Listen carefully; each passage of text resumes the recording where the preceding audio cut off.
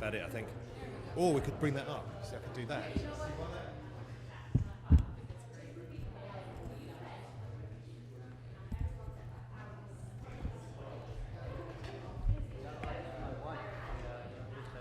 Actually, I might just do that. How about?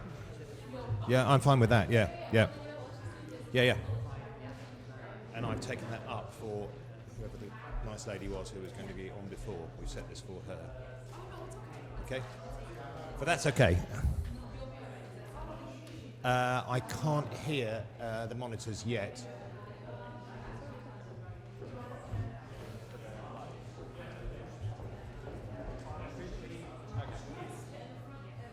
This is it. Thank you very much.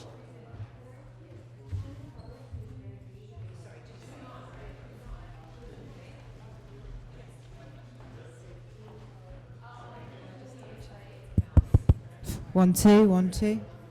Can you hear that? Yeah. 1, 2, 1, 2, 1, 2, 1, 2. That's all right.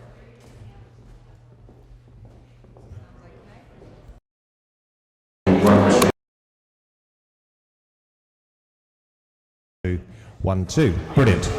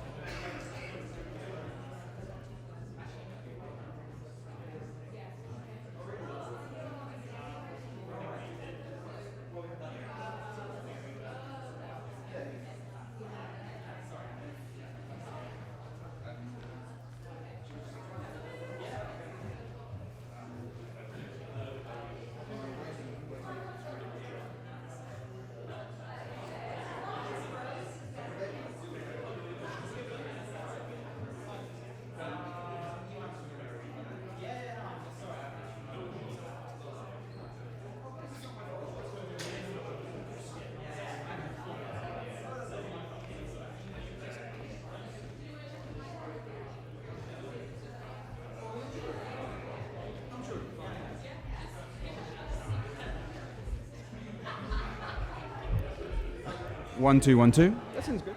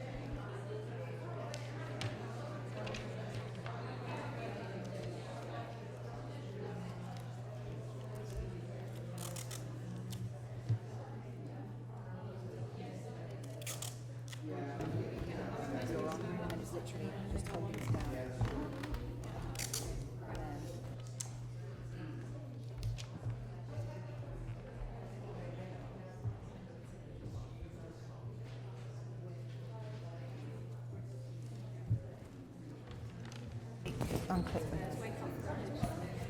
So you're not uncomfortable, so wherever's comfortable. So, probably. Yep. And then pretty sure. Just turn that off for a second. Just while I put them.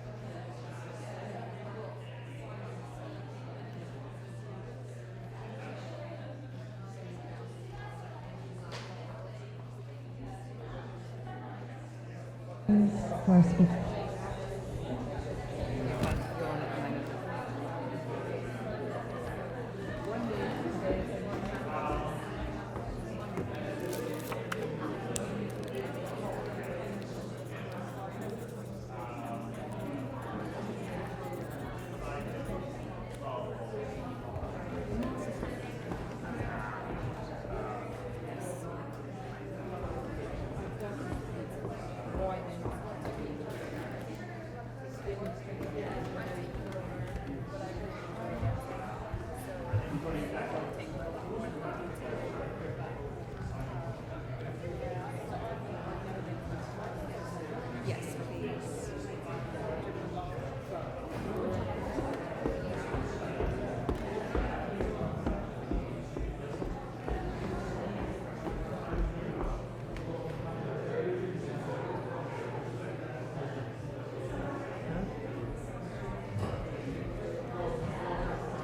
Have they got, were they sent a link?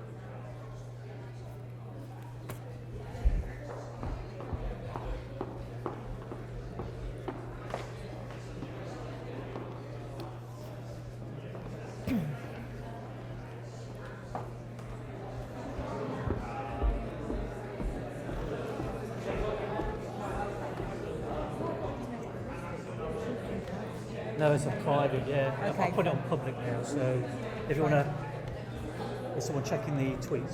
It should be all right now. It's really important.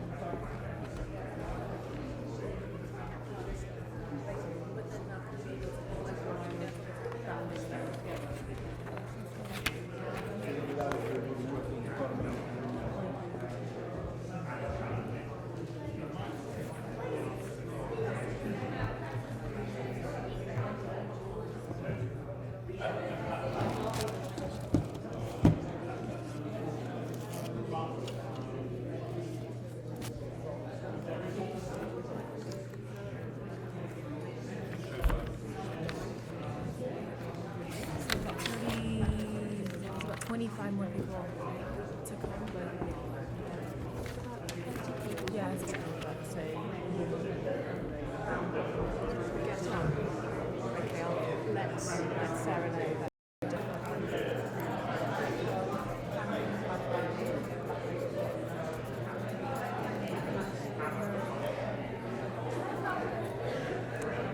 Speaker clock until yeah.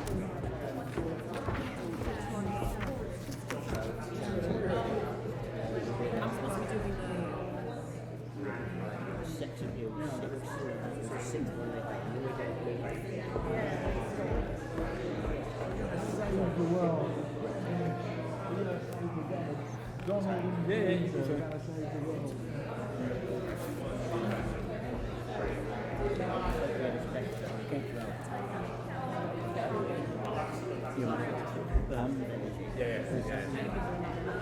How do you deal with having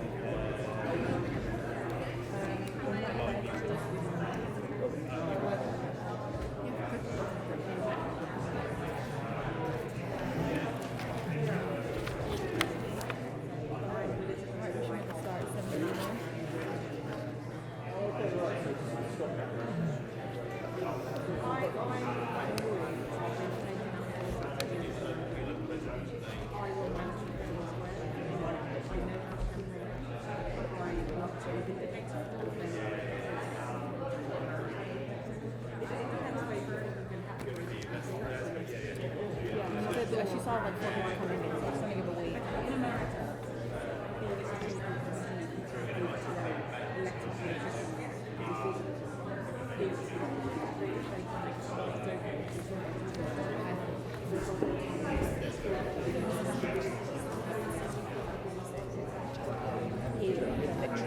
Through the door.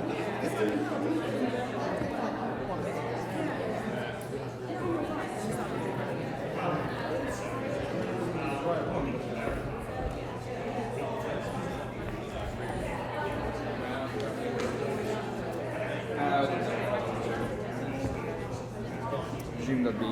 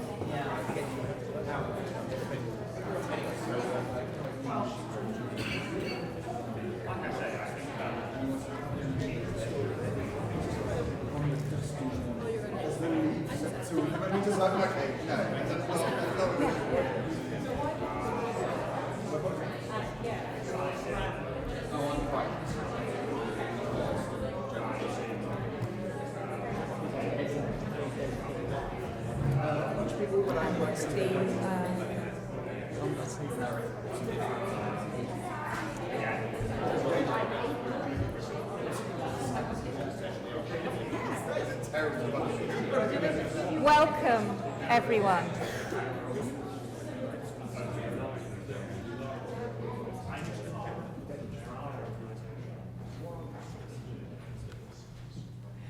Welcome, everyone, to No Dust 2. My name is Sarah Houston, and it is my pleasure to welcome you all to what will be a really interesting and stimulating evening. It is an evening of thought-provoking talk, conversation, reflection, and spur to action. And we have a fabulous lineup of speakers. to give a framework for the evening and some really intriguing ways to get you refreshed and engaged in the interval. I am delighted that the University of Roehampton's Vice-Chancellor, Paul O'Prey, has allowed the use of these beautiful rooms for the evening, and my thanks go to him and his team for this generous gift. I lecture here at Roehampton, and I am an expert. I am an expert in dance studies, which is why I have some photos of colleagues dancing, jumping, behind me. I am standing here today because I met my co-producer, Kate Hammer, on Twitter in the summer. And I came to No Dust 1 at the Conway Hall in September. I wanted something constructive to channel my horror of the lack of serious debate and reason by referendum campaigners. I didn't want to just stand by and let the brand of Brexit embraced by the government steamroller hard-won freedoms and intercultural cooperation, creativity and research. No Dust 2 was born from the momentum following the Richmond Park by-election, just a couple of miles away from here and where I live. The by-election was a great example of how if there is collaboration, cooperation, and the will to do things, they can be done. In Richmond Park, a Remain constituency, the pro-Leave MP with a large majority was ousted. That little cathartic boost has been channeled into the making of No Dust 2. Some people, though, I've been chatting to, including loved ones, dislike the idea of leaving the EU, but don't think anything can be done about it, or don't know how to respond. Yes, it is hard when the government seem to be ignoring more than half the population. But in the spirit of No Dust, I offer you a little illustration of positive little steps to take you through the evening and onwards to respond. I call it From Feet to Flight. Of course, it is a dance example, although I'm not asking you to do any dancing unless you feel the urge. Take the humble tendu or point of the foot. This should be going. Oh. There we go.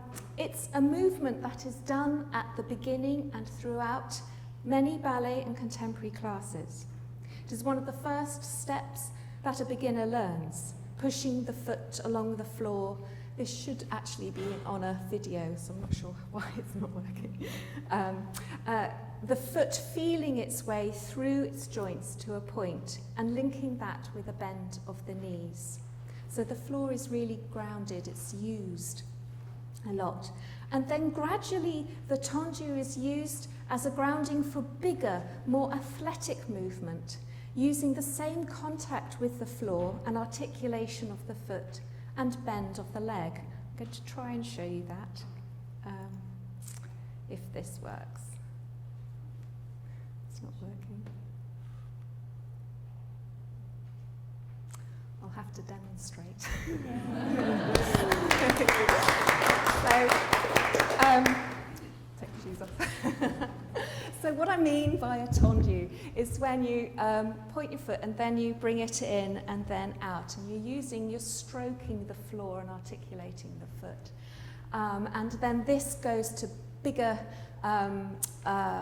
movement, such as something like that, where you're still using the ground of the floor to bend the knee, and then you can use the stroking of the floor to bring your feet round. So that's what I was going to show you on the film. And also, one of my fantastic team members also demonstrated some point work, but I'm not sure it's going to happen. But anyway, this also results from the articulation of the foot and the pushing down into the floor to give an unearthly aesthetic of point work. And in several dance forms, the learning of the technique of using the floor with the feet helps the dancer learn how to jump. So in this video, I was going to show, it's what we call in ballet and some contemporary terminology a grand battement, which is basically a kick of the leg right up. Which is an elaboration of the tendu, just that little stroking of the floor, but you stroke the floor to get the leg up in the air. And it becomes an important stage for the ability to jump. And eventually, one can jump and fly through the space. Now, I had mildly sprained my ankle, so I couldn't film myself jumping, but it doesn't matter anyway, because so I put out an SOS to my colleagues and ex-students and dancer friends, and received many kinds of offer of help to illustrate my talk. So, in fact, actually, this is really an example of cooperation. So here you see the end result of flying through the air just from grounding the foot on the floor to achieve the height and suspension. So I'm just going to underline the point, if you like, that little beginnings may develop a way of soaring through the air. Thank you.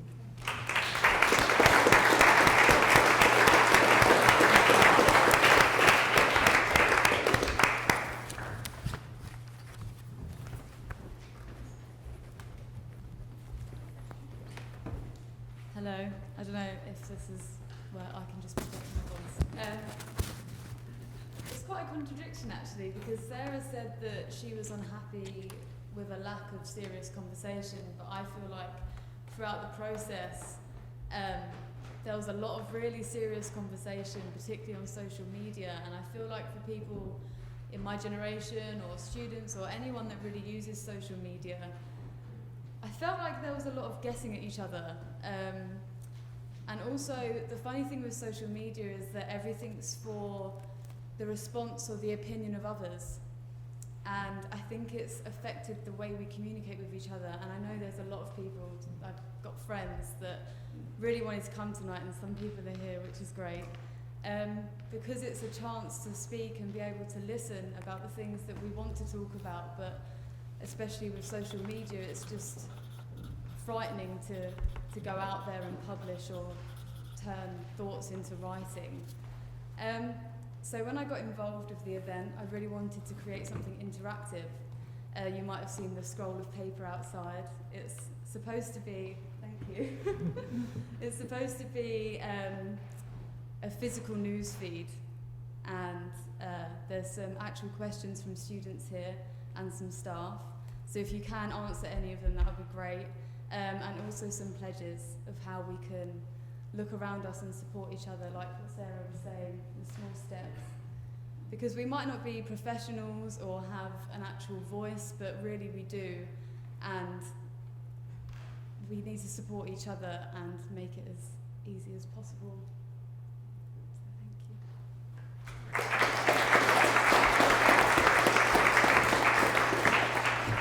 thank you. My name is Kate Hammer, and I am delighted to be returning to Roehampton. I owe this institution a great debt for the terrific education that I received as a doctoral student, but also for the visa that I received in 1993. And I'm rather distressed that a university as fine as this one, regarded as London's best modern university, would not be on the list that the Home Secretary spoke of preparing after her conference speech in October, when she thought that the right way to deliberate about which students of which universities merited visas to come to Britain was to choose Oxbridge and the Russell Group. How does anything get better when the world gets divided in that way? We are dealing with an upheaval in definitions of value and of who is valued. And that should be a matter for each and every one of us. And it is for that reason that I happened over time, with the help of strangers, to develop No Dust. I was asked recently by an activist who is absolutely exhausted by the fieldwork that she has been doing, whether instead of attending this No Dust, could she join us for another if No Dust continues? And I had to laugh, because it's not possible for No Dust to stop. And the reason it's not possible for No Dust to stop is that at its foundation, you each have stepped into a conversation between a mother and her child. And the reason for that is that there were two announcements in my life on June 24th. One was the announcement that we all shared, that a prime minister thought it was right and proper, having set a referendum process in motion, having drafted a success speech, but having failed to draft a failure speech, that the right thing to do was to evacuate power. That's something that all of us in this room probably share. But the other announcement was an announcement much closer to home, which was that on June 24th, my daughter's father was told that his cancer was spreading. And I have taken No Dust on as a personal experiment to see whether, regardless of how well or how poorly a family member confronts mortality, whether it might be possible to sustain hope in human affairs. And sustaining hope in human affairs is very difficult when the very definition of words starts transforming and dissolving. And so the reason that every speaker is invited tonight to speak from the first person is we're back at square zero trying to figure out, do we actually understand what the other person is saying? So to help you all enter the public story of No Dust, the way that I invite you each to meet A.C. Grayling is to very briefly join me on a journey that started thanks to Jim Walsh. So it's a 4-minute movie that we've made called Political Courage. Welcome to No Dust. This is a movie about political courage.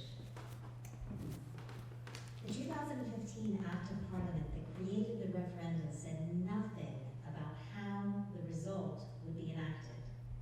Immediately, A.C. Grayling and I, Kate Hammer, each published an open letter to MPs calling on them to confirm Parliament's role.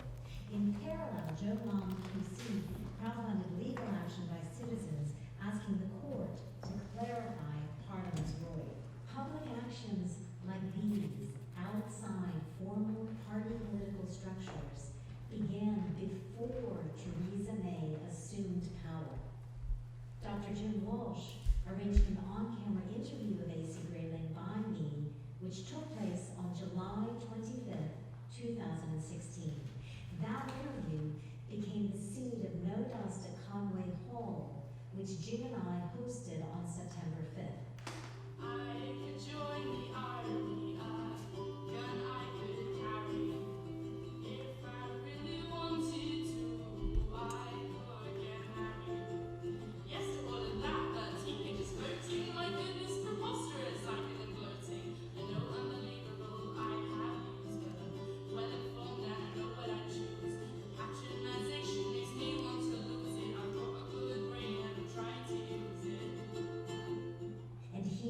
No Dust 2, I am joined by Joe Long, Jim Walsh, and on video, A.C. Grayling, along with many others.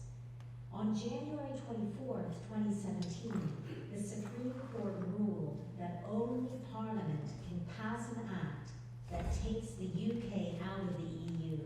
So everything that A.C. Grayling said in July 2016 still applies today. It seems to me that there is a real question as to political courage on the part of our politicians. Here we have a very, very straightforward situation.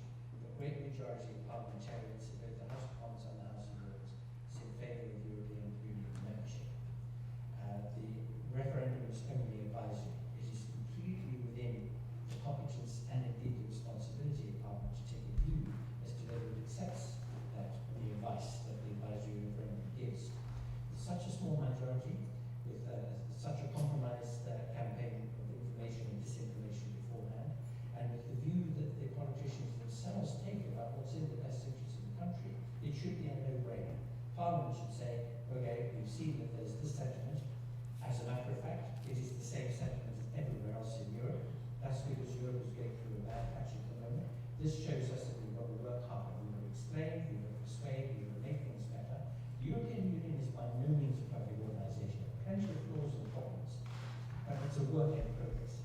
And therefore, we've heard the voice as opinion proposal when you tell us about dissatisfactions and anxieties, especially, for example, about immigration from outside the EU, and we must do something about it.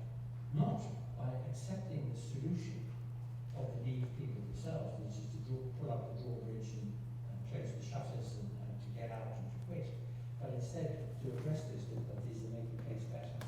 That is what we should see our politicians doing. That is what they need the courage and the will to do.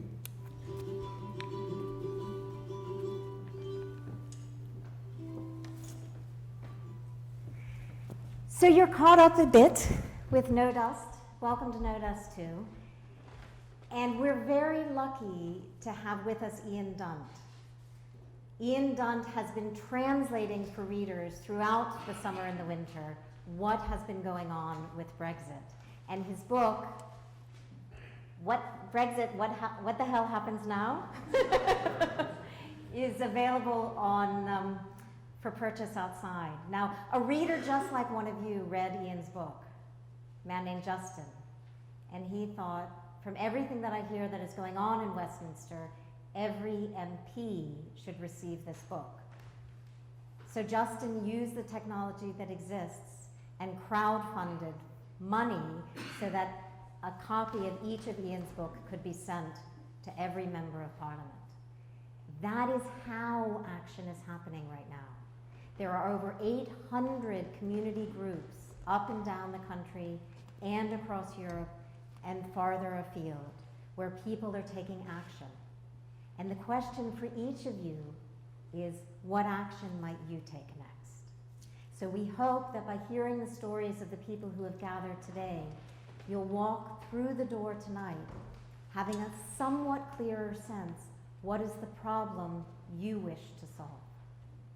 Ian, welcome. Thank you.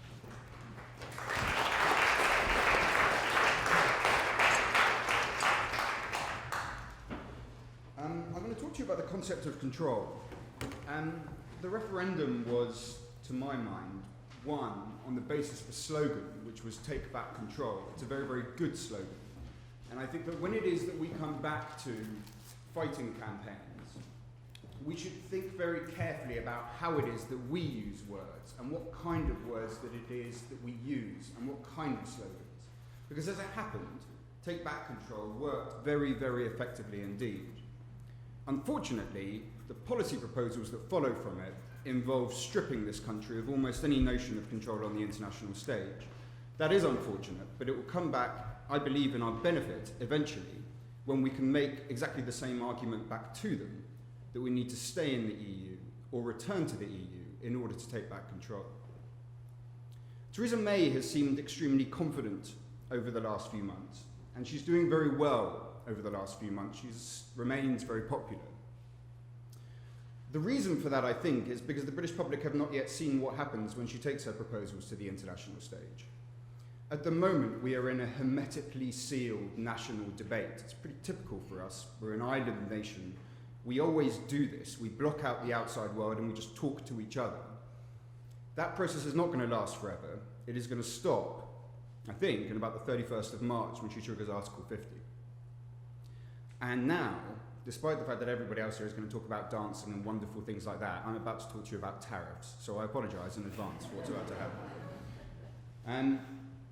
The reason that there is no control through Article 50 is the fact that it lasts for 2 years and it involves, I would say, between 7 to 10 years worth of work. What happens? The 2-year schedule, by the way, is completely political. There's no possible rational basis upon which it would be this.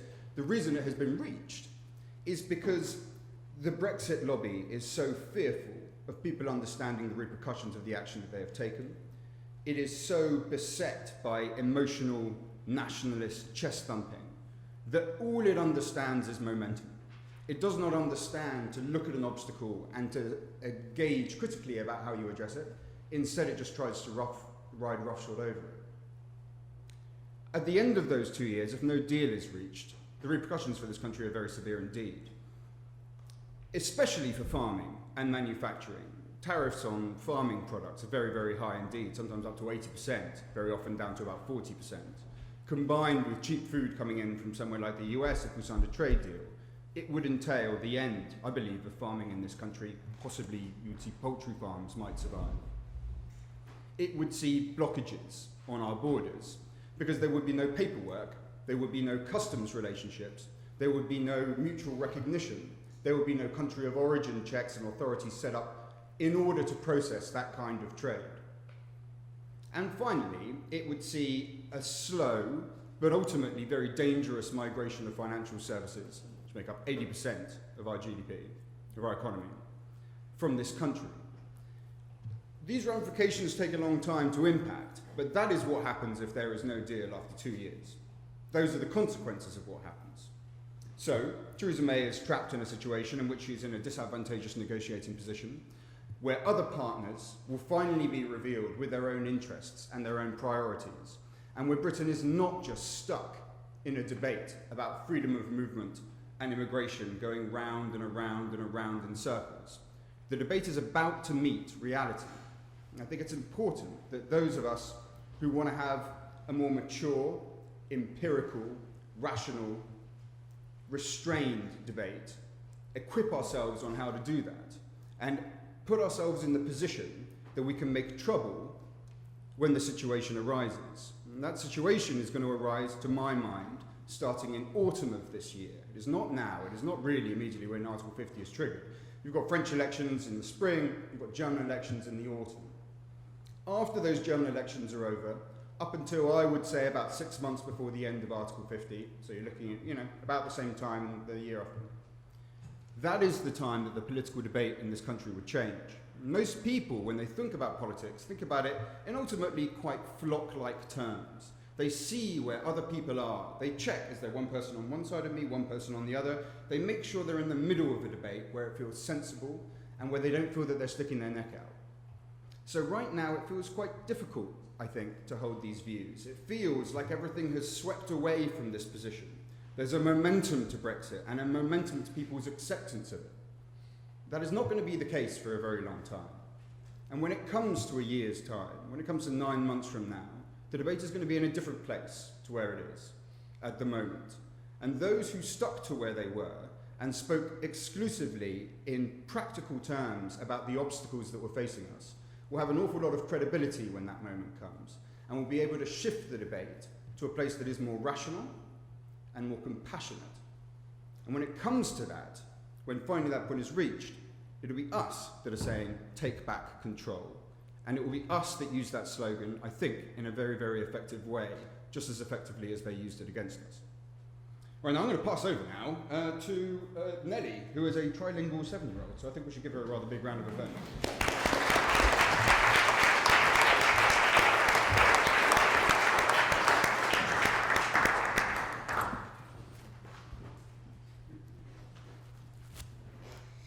Hello. Before I do my poem, I'd like to point out a little poster that my brother thin made.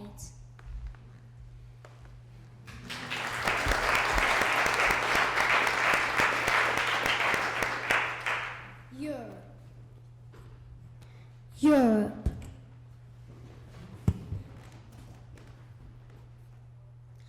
I would miss Europe if I wasn't part of it. I would miss Europe if I wasn't there with it. What I like about Europe will be seeing my grandparents, Orma and Dorpa, maybe the buzz of a bee, a sheep going bar, or a cow going moo. Speaking languages from Europe will be a lot to do. I will miss drinking French syrup. I like the pizzas from Italy, or maybe the Frankfurters from Germany, the pain au chocolat from France, which made me so happy I could dance. My friends are spread around all around Europe, all the places with a bed, but of course they like Europe. I will miss Europe if I wasn't part of it. I would miss Europe if I wasn't there with it.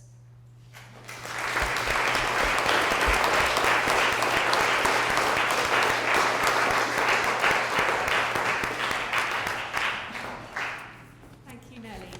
And now, may I introduce Hilary Gallo for you. Oh, sorry, it's actually Joe. It's Joe. It's Joe. Sorry, it's Joe now. Joe Mom, can we invite you to the stage? I thought so.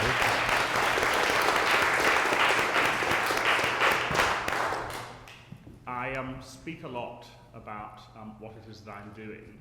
I don't speak very often about why it is that I'm doing it. And so I thought tonight, in the first person, I would speak about that instead. I am doing a lot. I have, as was pointed out, crowdfunded the Supreme Court case. I've crowdfunded the Dublin case, and I'm now running that case.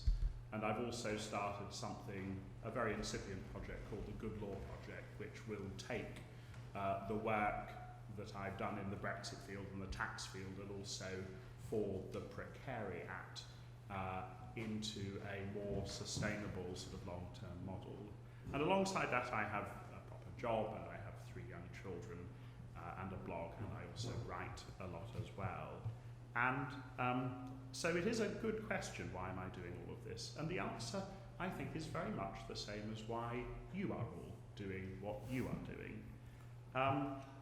I was an Erasmus student, and I was lucky enough to go to the oldest university in the Low Countries, the University of Leuven, where I drank a lot of beer, and anyone in the room old enough to remember Billy Bragg and his song Sexuality? He sings about having relations with girls from many nations, not as many as I might at the time have liked, but I tried. And I was joined by my cousin Eddie, who at the time was a civil service fast stream student working for the Commission. And he came and he stayed with me for a couple of days, and he said at the end of it, Jolien, he said, about his time at the University of Leuven, I've got that Leuven feeling, he said. And it's a terrible pun, I'm here all week. But it does say something about what that experience of becoming a European was like for me, how very important it has been for me. All of the people I met on that year, I am very, very close friends with now. I am godparent to their children, and they are godparents to mine. Many of my friends met that year, and they married one another, and their children are like my children. And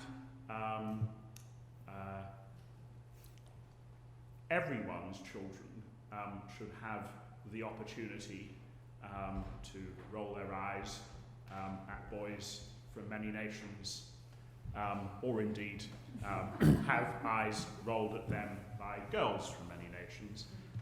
For that is what growing up in an inclusive, progressive, outward-facing, modern, not sentimental country looks like.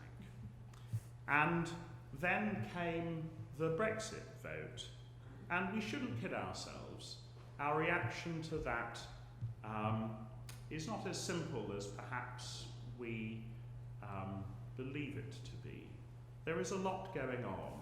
Of course, the constitutional arrangements that the United Kingdom has with other countries will change. And there are many, many people whose lives will be profoundly affected by that change. If you are living here and you do not have a United Kingdom passport, your life will change. If you have a spouse or close family who are in that situation, your life will change. And your life will change too if you have relatives living abroad who are UK passport holders. So I don't want to overlook the importance of the change in our legal relations with our fellow members of the European Union. But there is also a lot else that is going on. We are all in the grips of a grief for the loss of the country that we want to have. We feel a sense of that progressive, modern, outward-facing, liberal, sympathetic nation with the values of it that we cherish slipping away from the continent and drifting further and further into the Atlantic and becoming a society that no longer values qualities other than wealth, that prioritizes a sort of tooth-by-claw value structure. And I think it is a fear of that change that engages many of us. Certainly it is what engages me. And if we lose this fight, we must remember that leaving the EU does not automatically carry with it a loss of the things that we love about our nation. Those fights for those value systems will continue. They will be made more difficult, but the fights will continue. And that at least is something to take forward if we lose. If we lose. Since the Brexit vote, I've worked essentially full-time on this. My once splendid practice as a tax litigator has fallen largely into abeyance. My clients, who still like me, recognise, not unfairly, that my attention is elsewhere, and some of them send me work out of sympathy, and some of them wait for me to come to my senses again. But why am I doing this? And the answer really is this: there's nothing new for me about what I'm doing. For a number of years, I've written and I've lobbied and I've litigated and I've fought and I've influenced about exactly these things. I've done it in the tax sphere, I've done it in the sphere of the protection of workers. Brexit feels to me like a natural extension of those themes that I care about. I was doing it before Brexit, and I carry on doing it now because I know that I might make a difference. I'm very, very happy to plough my own furrow. I'm very, very happy to accept my own judgments of whether the fight is yet lost or whether it can still be won. And very much like Ian, I see the peak of the optimism of leavers as behind them, and indeed behind us. Theresa May's moment of maximum control was the day she gave her speech setting out her vision for Brexit. From now until 2 years after she triggers Article 50 will be a series of difficult setbacks for her. Now, those setbacks may or may not be sufficient to knock her from that path, but that is the reality. At the moment, there are no events to intervene, or at least when she gave that speech there were not. But now reality will crowd in around her, and that will be very, very difficult for a campaign that has built undeliverable expectations to manage. And I do not know what the future holds, but I do know that the world is very, very, very uncertain. It was uncertain on the 24th of June. It became much, much more uncertain when Donald Trump was elected and he threatens to overturn the whole post-war consensus that has sustained Western civilization since the Second World War. That is, I believe at least, what is at stake. And in that violently uncertain world, it must be right for the country that it have a free option on revisiting the wisdom of the decision to leave the EU. And if the case that I am bringing in the courts in Dublin, and I hope in Luxembourg succeeds, the country will have the ability to look again should people decide that is the right thing to do at the wisdom of that decision. And party political structures, bizarrely, will not matter. The Conservative Party is a deeply, deeply pragmatic party. And if the electorate turns against Brexit, then the Conservative Party will turn against Brexit. Labour, in its present state, will find itself the only party left supporting Brexit. It will be exactly the same as what happened with austerity, the austerity debate between 2010 and today.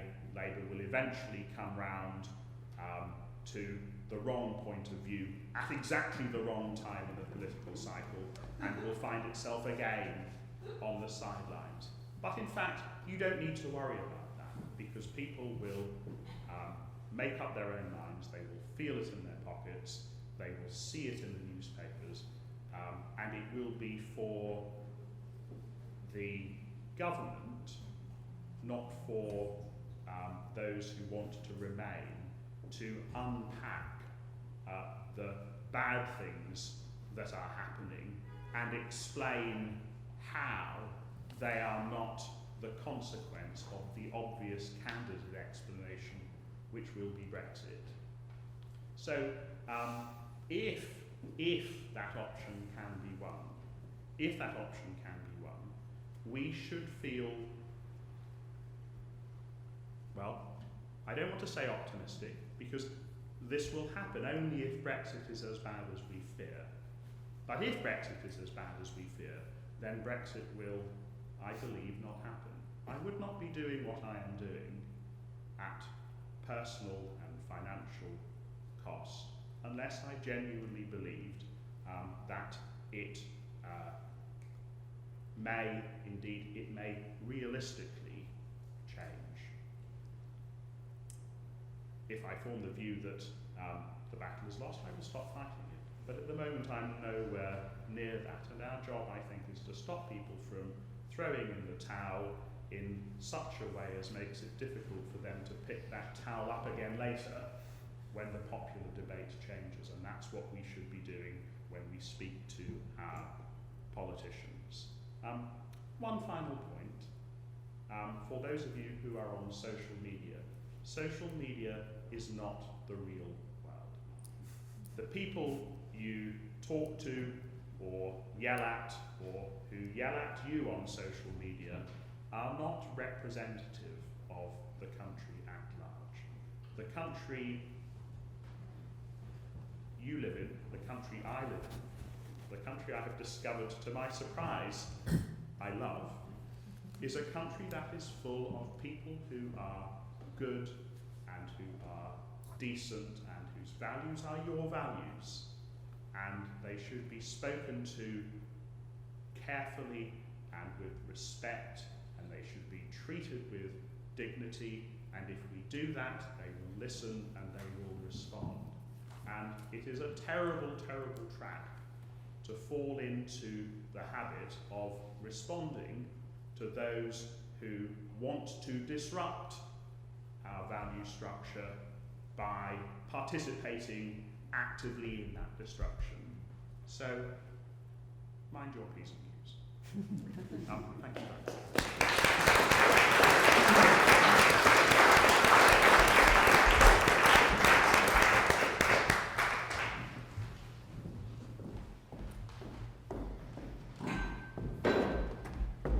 Fire on Brexit. The fire on Brexit is smoking hot. Our great nation might be forgot. We can cancel Brexit, stand tall and true. But if we don't, what can we do? It isn't the people that's making us down. It's not even the government, they're still giving us a frown. It's the papers that put us in a cage, telling lies and stories that won't give us a page. We spent so long trying to get ourselves in, and now we're out, a new story will begin. I beg your pardon, I lied about that. We're not out yet. We have a chance to be fair. If we do another vote, for everyone, our choice will change, and we'll stand as one. As I said, the papers won't allow it. We'll stir up stuff to make us change back to Brexit. But we won't allow it. We'll stand tall and true. We'll conquer Brexit with me and you. Thank you.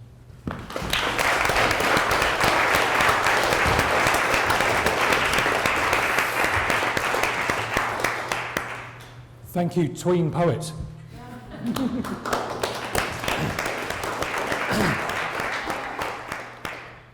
So, I want to talk a little bit about negotiation.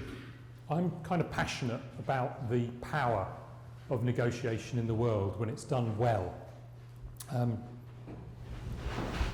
And I can best illustrate, there's some things about negotiation that we don't fully understand, and I'd like to illustrate that by taking myself back to some lessons I learnt when I started as a rookie lawyer, learning how to negotiate.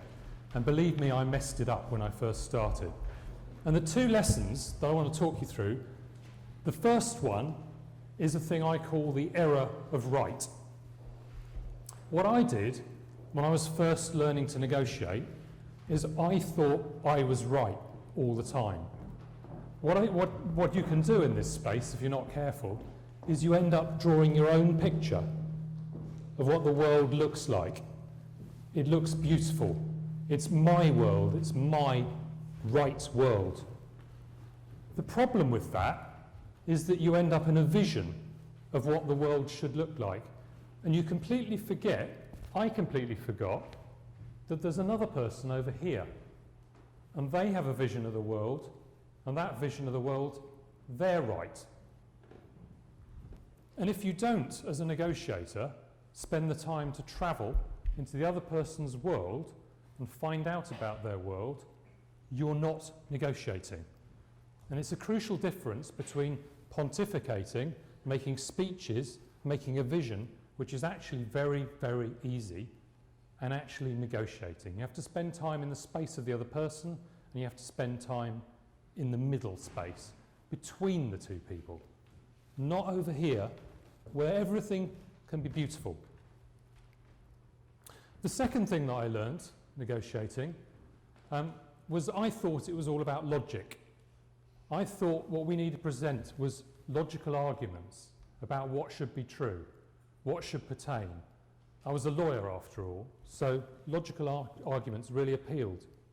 What I learnt very quickly was that that's not what you need to focus on first in negotiating. What you actually need to do is to build trust and relationships with the people you're negotiating with. It's fundamental to what you do. If you don't have trust and you don't build relationships, the effect is that you can't do the negotiation you need to do. Because at the end of the day, what negotiation is about is finding out what this thing is. Well, if you just have a thing and you argue over this thing, you're constantly fighting over it. So we might slice it in the middle, we might do anything with it, but you're stuck with a limited thing. All good negotiation gets you beyond a limited fixed thing. What you're doing is getting an understanding through your relationship as to the art of the possible. You're creating more stuff. And that's the value of really effective negotiation. It goes beyond a thing we call zero-sum game. In zero-sum game, everything I gain is taken away from the other person. So I grab the thing, I appropriate it, the other person loses it. If you're going to negotiate, you have to come up with new stuff. You have to create things. So, for example, the right for UK citizens to maybe have an EU citizenship after leaving the EU, that would be a new creation. It's a clever thing. And this is the sort of thing we need to create. So if you put those two things together, the essential difference between a good negotiation on one side and a failure to negotiate on the other is the difference between something that I'm passionate about, and I think we need to do more of in Europe, and essentially a thing that starts to become warlike. It may not have the weapons of war, it may not have the tools of war, but all the language and the behaviour which you can test, if you like, because you can look at those two components. If you see people who are only interested in their point of view and believing they are right, if you see that, and you also see people who don't care about the relationship, they decry trust and they focus on what they believe and they start hammering the other person or they show disrespect for the other person, you can see that the relationship is not being prized and valued. That, in my mind, ceases to be a negotiation and starts to put us on a war footing. And at the end of the day, what I love about the EU and what I think is precious about it is in the EU we've learned to negotiate. We've learned the value of relationships, we've learned the value of powerful conversations, we've learned that other people have an opinion and that we need to get to know them and understand them.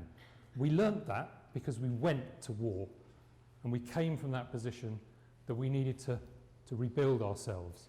And that's what Europe holds. And I worry that in the US and increasingly in the UK, we're not doing that. We're not negotiating anymore. And I would encourage all of you as a parting thought, I think we need to be very careful in our own lives as we go forward over the next the months and years about our own approach and our own language. What we need to do is make sure that we do listen, we do engage, we do have those genuine relationships, because we need to start thinking about what we can create. Because if we allow ourselves in opposition to what we don't like to see happening, to ourselves indulge in the language of what is essentially war, by talking about fighting and then acting in an aggressive way, I don't think we're going to stand much chance. So I'd encourage all of you to start thinking about how we negotiate a successful result. Thank you.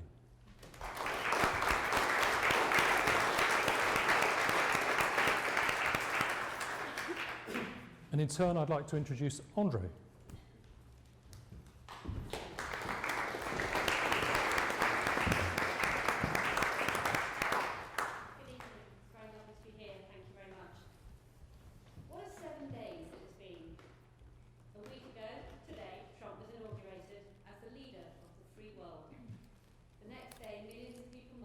including me, to demonstrate against the politics that he represents.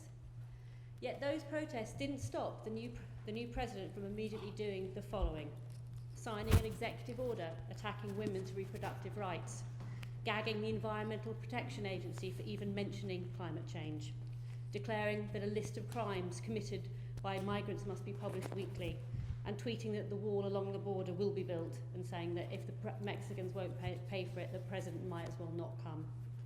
Back in the UK on Tuesday, the Supreme Court declared, brilliantly, that the government must allow both houses of Parliament to give their consent to invoking Article 50. 2 days later, David Davis presented one of the shortest bills ever to the Commons, saying as little as possible about the detail of Brexit and giving them just 5 days to debate it. Remain MPs are furious, but there's little that they can do about it. And this is the nub of what I'm here to talk about. This is what power looks like. The ability to affect change and shape the future. That's why people want power. That's why I want power. To have an impact and to make a difference. I was a journalist for 20 years. Not an investigative one, not a political one or an environmental one, as you might have expected, but I wrote about houses and interiors. It was fun. Then the crash happened, swiftly followed by a Conservative government who focused on making everyone but the bankers pay for what they caused. The taxpayers bailed out the banks, the poor got shafted by the bedroom tax, the civil service shed jobs, local government had its funding cut to the bone. You and I have been powerless in the face of this onslaught. Our means of protest have been going on marches, signing petitions, writing emails to our elected representatives, and I can't see that any of that has been very effective. Since the million-strong March war against the Iraq War, which only demonstrated our inability to change the government's mind, I have lost faith in the power of protest. And this is why I believe we have come to this point, why we have Brexit now, because the people who voted for it don't have power. It's been said for the last few decades that people have become apathetic about politics, which is why they stop voting. You're all the same, voters say. Doesn't matter who you vote for, nothing changes, they say. Voters, people aren't apathetic, I don't believe. They're powerless. They have no control. They cannot effect change. In the 30 years since Thatcher trashed the unions, the behemoths of heavy industry gave way to the suits of the city, and the regional powerhouses drained jobs to the superstate that we now live called London, or has always called London. People have watched as power has become about money and big business, and not about them. Successive governments have shown they don't care for the people and their needs. Instead, it's about globalisation, tax evasion, and personal gain. And I was angry about this, as I'm sure many of you were in this room. So what did I do? I'd done all the writing of the petitions, all the emailings, I've done all of that. I even wrote a blog about it. I encouraged people. I had a blog called Action Against Apathy. I was like, my hashtag, just do one thing. Just sign that petition, just write that email, just write that letter to the press. It'll make a difference. It stopped being enough for me. It didn't feel like it was making enough difference. So I joined the Green Party. Okay, maybe they're not going to get elected into government in 2018 or 2020 or whatever, but for me, they were the only party that were pointing out the failures of this government and were standing up against austerity. Because I realised that for me, I had to stop asking the wrong people to do the right thing. I can't keep asking a Tory MP to vote against the bedroom tax. It's not in their nature. Even though in Richmond Park, with Zach Goldsmith, we had a Green MP, it wasn't enough. I looked at his voting record, it wasn't enough. We now have 4 food banks in Richmond Park. Richmond Park is the wealthiest constituency in I think in the country, if not, I mean certainly in London, maybe in the country, and yet we have 4 food banks. Child poverty doubled in 18 months, so I'm not meant to be doing a political broadcast. But those are some of the reasons why I decided to stand, because I felt that as a Green Party and the things I believe in, we need to have someone to make a difference and stand up for something that meant something else. So I started in a very small way. I stood up for the 2014 local elections, and even though I didn't campaign much, residents still contacted me asking me for help, because I had status. Just the mere fact of putting my name on a ballot paper meant people saw me as someone who could help them.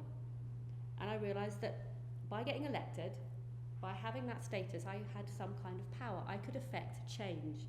So then I ran for Parliament in 2015, followed by the London Assembly in 2016, and eventually my profile has grown slightly. I have a bit more of a name. I I have helped people. I work on campaigns. I've done stuff with refugees, trying to bring more refugees to Richmond. We've had successes there. So I have become part of something that makes change. Then the by-election of 2016. Zach Goldsmith, our MP, resigned over Heathrow. I stood against him in 2015, as I said. Residents loved him. We knew he was going to win. We knew it was going to be a landslide. Everyone loved him. But his racist mayoral campaign dented that slightly. And then it became clear that in this election, he wanted it to be about Heathrow, but it became about Brexit. He had voted to leave. His father, maybe some of you know this, maybe some of you don't, actually started the Referendum Party, which was the precursor to UKIP. And so it became that Richmond Park, the by-election, had to become about Brexit. But if I'd stood for the Green Party, and I wanted to, we all wanted to, what would we achieve? Nothing more than split the vote between us, because at the time Labour still hadn't come out the way they have, and it would have been about Lib Dems, Labour splitting the vote. So we decided not to contest. We made a stand out of not standing. We actually had more power that way by not standing, by denying myself and the Green Party the platform to say something. It became about us not standing and why, and about alliances and Brexit rather than being about Heathrow. I hated not standing, and that's partly why I was invited here to talk tonight, which I'm very grateful. Because as a politician or aspiring politician, you want to talk to people, you want to share your message, you want to tell people why they should vote for you. But our silence became a symbol.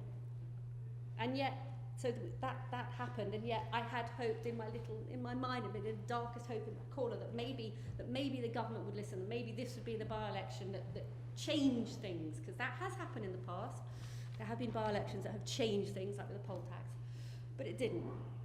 And I can't always be silent, and the Green Party can't always be silent.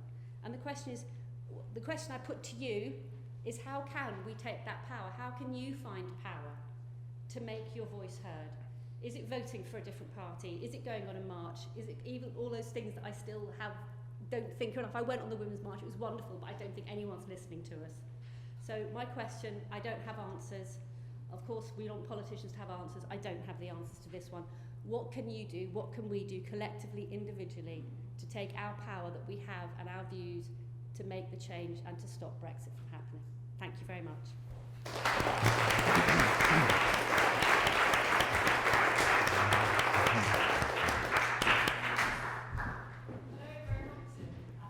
Oh, sorry.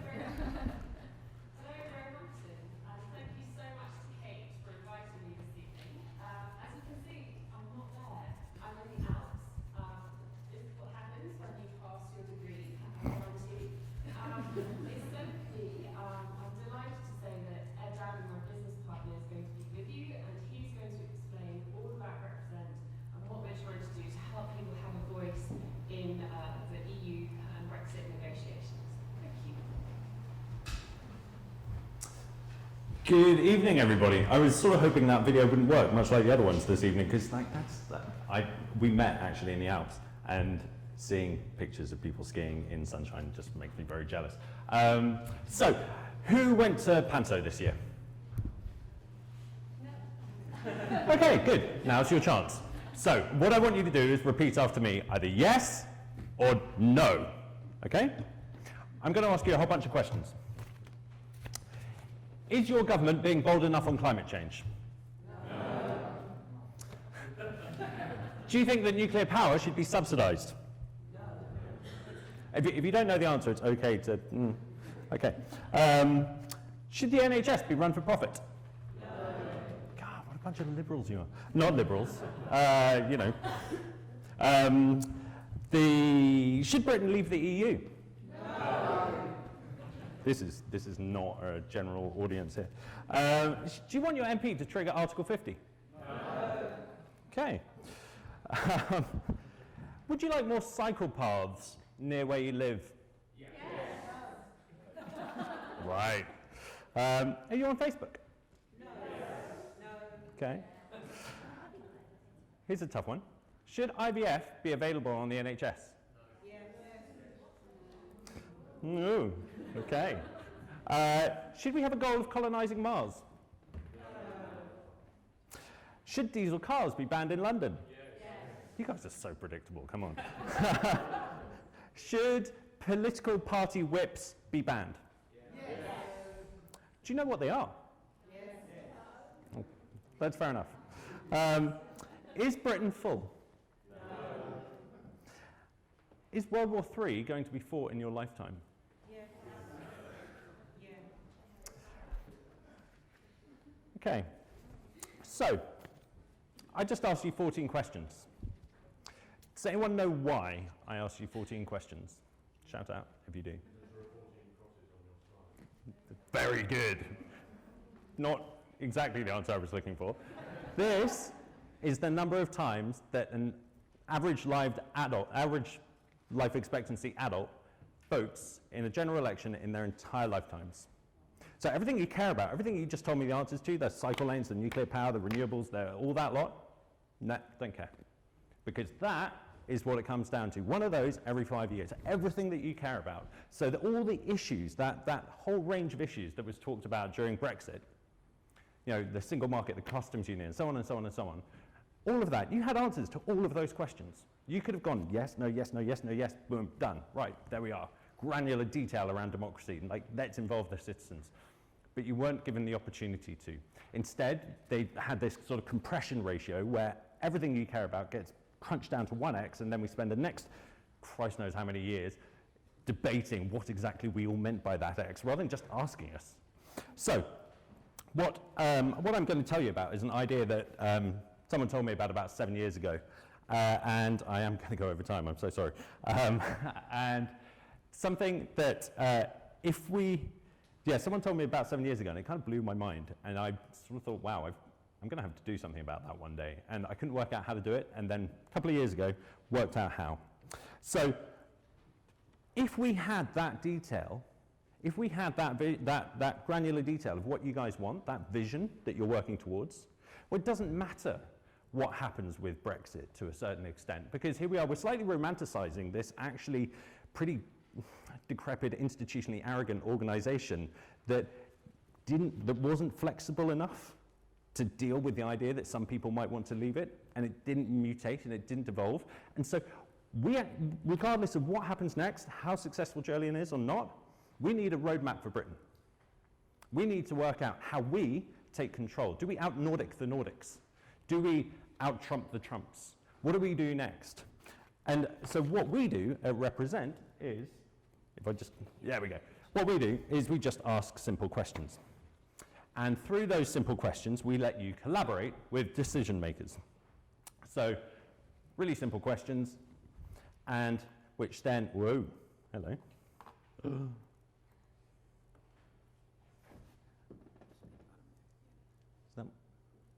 that one? Cool, thanks. And then what we do is it's kind of like what petitions want to be if they grew up a bit. So petitions just say, do you agree with the thing? And there is no opportunity to disagree with it. And MPs look at that and go, well, where's everyone that disagrees? Give me some data about this. Are these people consistent? Are they responsible? Are they, are they just like badger people who slightly confuse them with pandas and think that everything black and white is nice? Or do they understand that if they buy cheap food, that's kind of the consequences of this? So what we do is we take the data, we take the results, and then we map it, and we let people disagree, and then we say constituency by constituency, and we've got people all around the world, 60 countries around the world, what do people want here? And we do the demographics, and we have debates, and so you can vote up and down debate, you can suggest solutions. And it's a platform for a modern democracy. Once you've got those individual questions, you can then do things like this, which actually doesn't look that interesting on the screen at the moment. But this is everything that people have answered on the topic of transport ordered by consensus. So you can say, this is basically the emergent manifesto of everybody that's engaged with this so far. And then you could additionally filter it by London, for example. And so you might get a question about diesel cars coming out and going, actually, yeah, everybody does want diesel cars banned. Cool, let's do that. So, oh no, sorry. There we go. And then you can also do things like check for consistency. But here is the cool thing.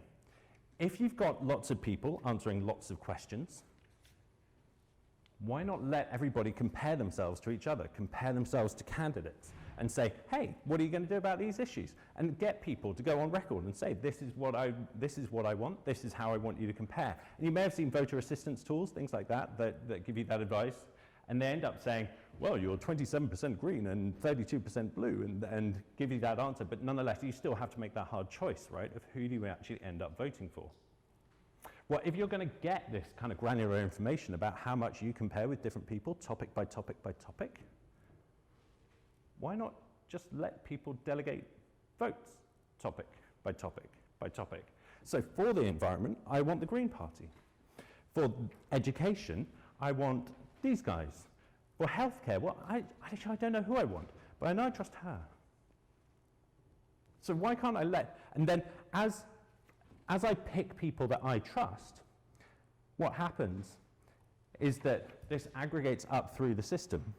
And so we get trust and power floating up through the system, and we get information flowing back down through it, because every time this person votes, these three people get told why they voted. And so you create a greater sense of intimacy. You create the opportunity for people to have their say, to restore the autonomy, to restore the power back down to the individual, to give people their say where they want it. But you also allow them to delegate it to someone else, or to copy someone else's vote to those who they trust to take that decision on their behalf. So it harnesses that civic intelligence. So it gives the opportunity for, everything that you care about to come up, to be cascaded, and to count. So, and the other thing is that obviously not only, you were saying that without power, we can't do anything. I think I would clarify that, and I would say without a voice, we can't do anything. Nigel Farage didn't have a lot of power, did a hell of a lot. So if we've got a voice, if we can give a direct mandate to people that we trust, if we can say, hey, Greenpeace, you've now got 500,000 people, 10 million people directly backing you, you now have a stronger mandate than all of the politicians that you are now negotiating against. So they can demonstrate that they have that public support.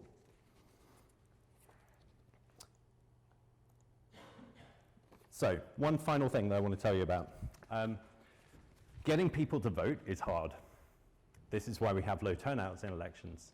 It's kind of hard and it's kind of boring as well, because you have to inform yourself and you have to make all these decisions. So how do you make it as easy as possible? Something that we've just done is launch a chatbot. So everyone who said you're on Facebook, what I would like you to do in the break that's coming up right now is get out your phones and add Represent Live as a friend on Facebook.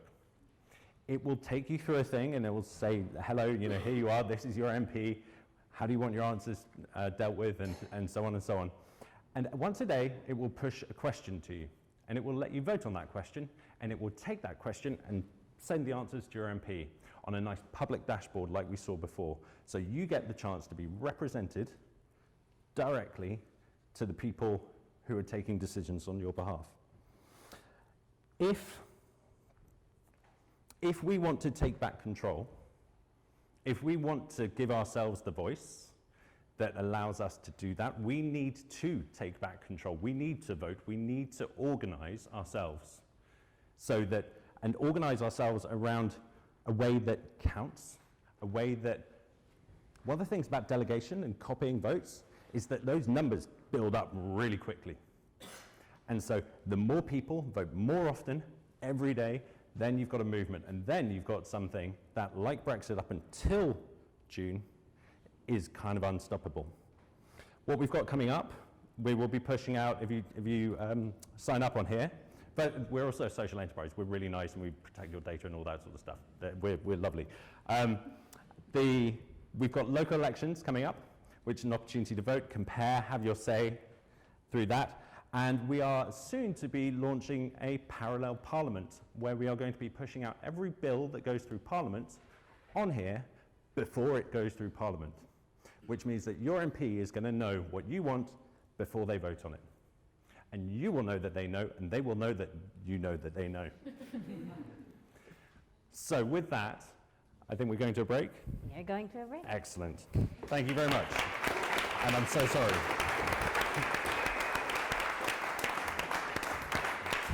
It is now time for your voices. So if you would like to wet your lips, there is a complimentary bar, there is a book signing, there is Maisie's amazing mural to interact with in the outer room, and Sorrel Roberts and I will be holding thinking and peer-to-peer conversation in this space.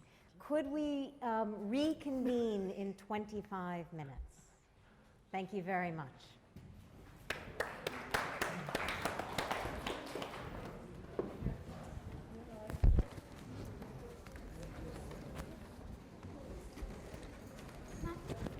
That was just amazing. Oh, good. Thank you. Thank you. Yes. Wait. Sorry. What do you mean, sorry? Well done. That's in the way of the mic. You're switched off.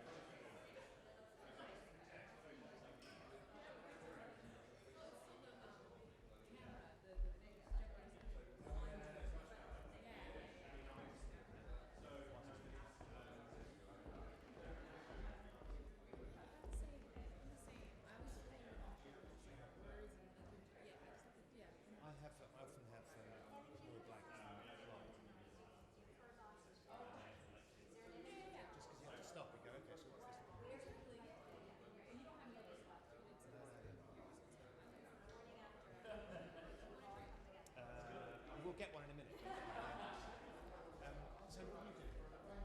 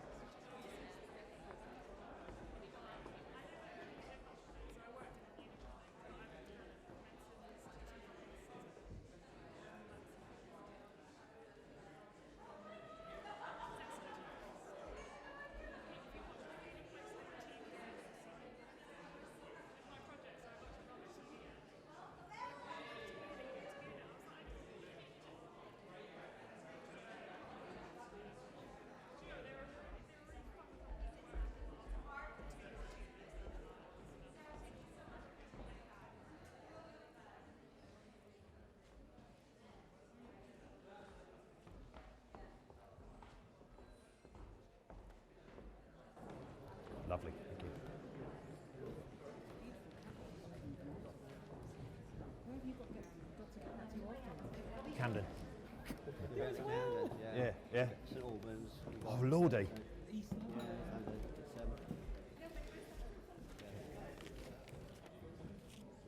Doing it once is fine.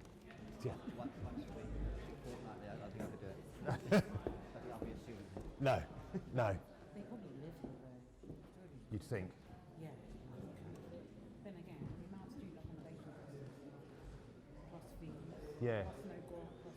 I live right above UAL at King's Cross, and That's all plush and posh now. well, it's amazing. It's amazing what they've done with the facilities there. Yeah, but It's just too much, but it's beautiful. A couple of people I know teach there and say it is the best equipped place they've ever taught, which is great. Because you know, why not spend properly on creative students? But they've done huge development of student accommodation around there, which is basically has been sold abroad. Yeah. Yeah, marketed abroad rather than. If I could invite you to take your seats, please. We haven't met properly. Hello. My name's Indy. Did we? Yeah. Where did we meet? Oh, right. Oh, yeah, yeah. Welcome back to Act 2. Yeah, right. Yeah, yeah. Act 2 is shorter. That's right. And I can say that Act 1 was categorically a success because tween poet, who was very anxious about performing, not because it was a performance, but because she didn't know if it was legitimate to say any longer that Brexit can be stopped, had a change of heart.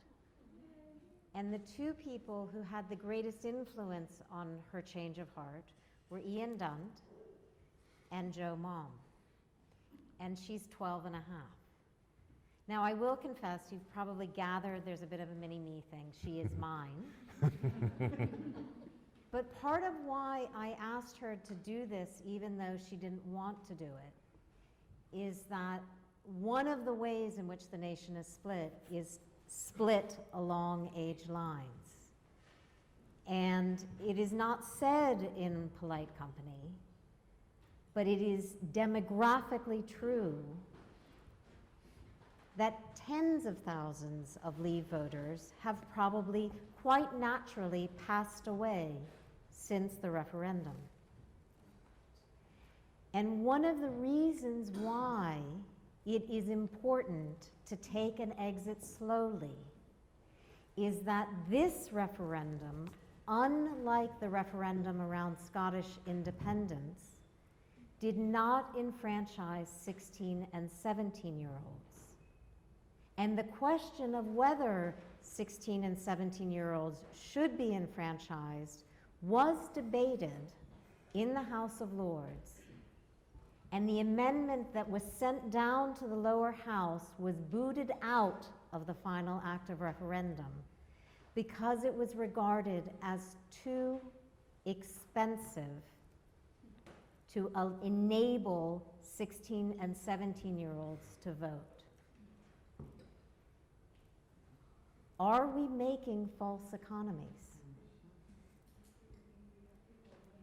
How much more money and talent and frankly trust gets wasted before we figure out a different way of doing things? So again, that's why we keep the dust from settling. I am so delighted to welcome Mark Earls, who's been part of this project from the very beginning. So Mark, over to you. Thank you very much. Hello, hello. I'm shivering a little bit, so apologies. Last week I was in India, and so 35 degrees to this is just a bit too much for me. Listen, I'm a European, and I'm really proud to be a European. I was born in Wales of Welsh parents, and their grandparents were either Irish immigrants, or Welsh or Cornish. Generation back, there were Irish involved. There was Welsh, there was Cornish, Somerset, Italian. Some French we think as well, but we're not sure. So I'm European, I've always been European. I studied languages at Oxford, and I've studied around Europe in various places, and I work in Europe, in European markets, and also in the US. And whenever I go to the US, it's really clear to me that I'm a European. And I'm bloody proud of it. And I'm furious the situation we've got ourselves into, so that I'm going to not be able to be a European in the way that I've been a European for most of my adult life. So, if we want to change stuff in the conversations we have with people around us, I'm going to pick up some of the stuff that you were talking about earlier, Hilary. If we want to change stuff, I do think we have to understand how this comes about. How is it that some of your close friends and family and neighbours think the way they do and say the shit they do? How is it? I mean, because part of me says they're idiots, right? Or they're wicked. Or they're just not thought it through. And I'm just going to give you a couple of things from cognitive behavioural science, which is stuff that I apply to organisations and help people get their heads around stuff in organisations, in government and in the private sector, to understand those conversations and maybe give you a couple of pointers about how you might make the conversations a bit more successful. Okay, so the first thing is we vastly overrate how much we think and how much other people think. Humans are to thinking as cats are to swimming. We can do it if we really have to, but most of us, most of the time, will find defaults or heuristics, shorthands. That's the big thing from behavioural science, from what's called the nudge movement, behavioural economics. So we're lazy thinkers. All of us, all of the time. It's not like it's them, dumb Brexit folk. All of us do it. We all use shorthands. We all use shorthands all of the time. One of which is, and this is one of the things that you see in political conversations all of the time, how does that make me feel? Feel good. Your emotions are much more important than your rational thought. Much, much more important than your rational thought. We're far better actually at post-rationalisation than we are at rationalisation, if you like. Feel and then think later. Second thing in this area is about loss aversion. One of the most important drives in the way our minds are constructed is that we avoid loss at all costs. Some experiments by people like Kahneman and co. have demonstrated that we'll basically value what we've got twice as much as the same amount of stuff if we just step round the corner and pick it up. Hold on to it really tight, and the fear of losing things is terrible. Now, this is stuff that I'm sure you've come across in other contexts, but it's important to remember when you're having a conversation with that neighbour of yours who's spouting all this nonsense. They're emotional, like you are. They use shorthands, like you do. But most importantly, and this is the bit that's often missing in our discussions, they are thinking and feeling what they do because they're a social creature who uses the minds of other people. This is probably our greatest gift from evolution, is that we outsource the cognitive load for almost everything we do to other people. My mother was convinced that she called me Mark. She was a translator, translating German into English, and she typed the word Deutschmark thousands and thousands of times. So I had to be called Mark, clearly.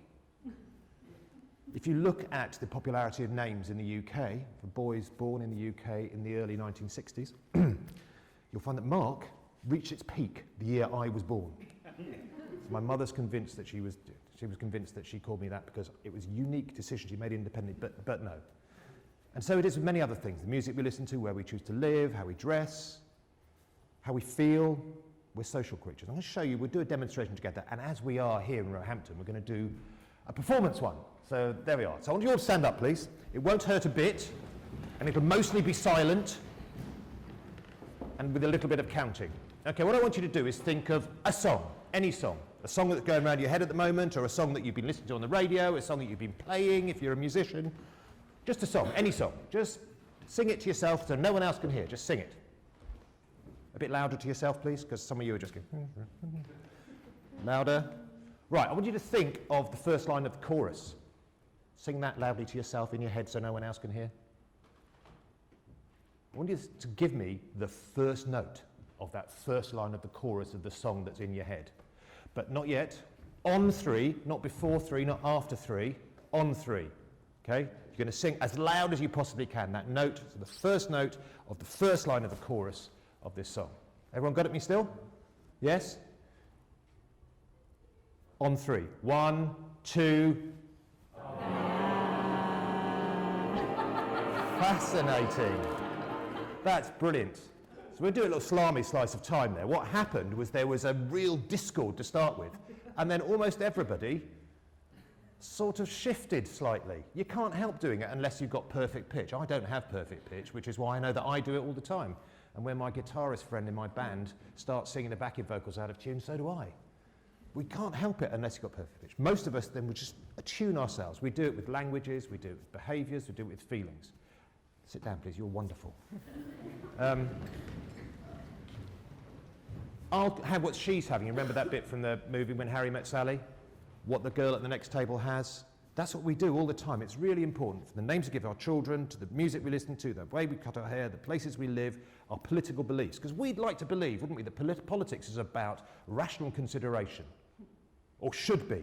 It should be about rational consideration. Look at the facts. Look at the facts. And so we argue about facts, as if facts was ever going to convince anyone. Have you ever had a political argument with somebody who disagrees with you? At the end they go, you know what? I agree. Sorry, I got it wrong before.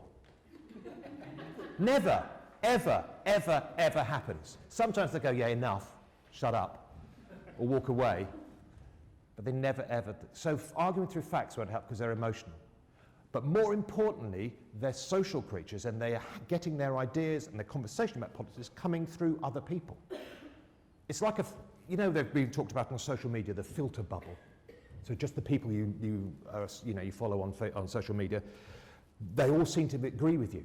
And so you'll work yourself up into an excitement. This was spotted about 10 years ago by Bill Bishop, an American political scientist, who described it as the big sort in America. He said basically America's sorting itself out into mutually misunderstanding groups.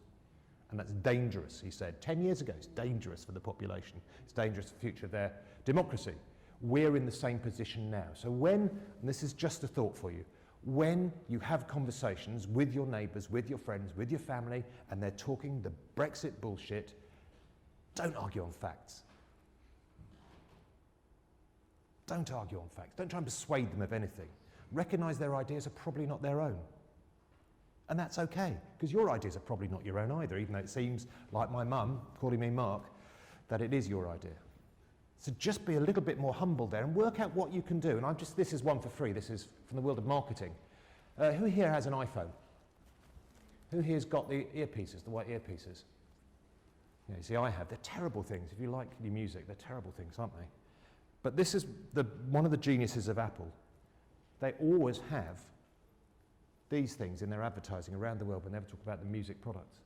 Because it looks like, when you see these around, it's popularity. It gets inside the filter bubble of people in their groups. It looks like lots of people are doing this. So it's one of the things that we can do. It's one of the many things that we can do thinking about people as social creatures. To get inside their social world and help manage their view of what real people are doing, other people, so they don't just get stuck in their own little culture. That's it. Thank you very much.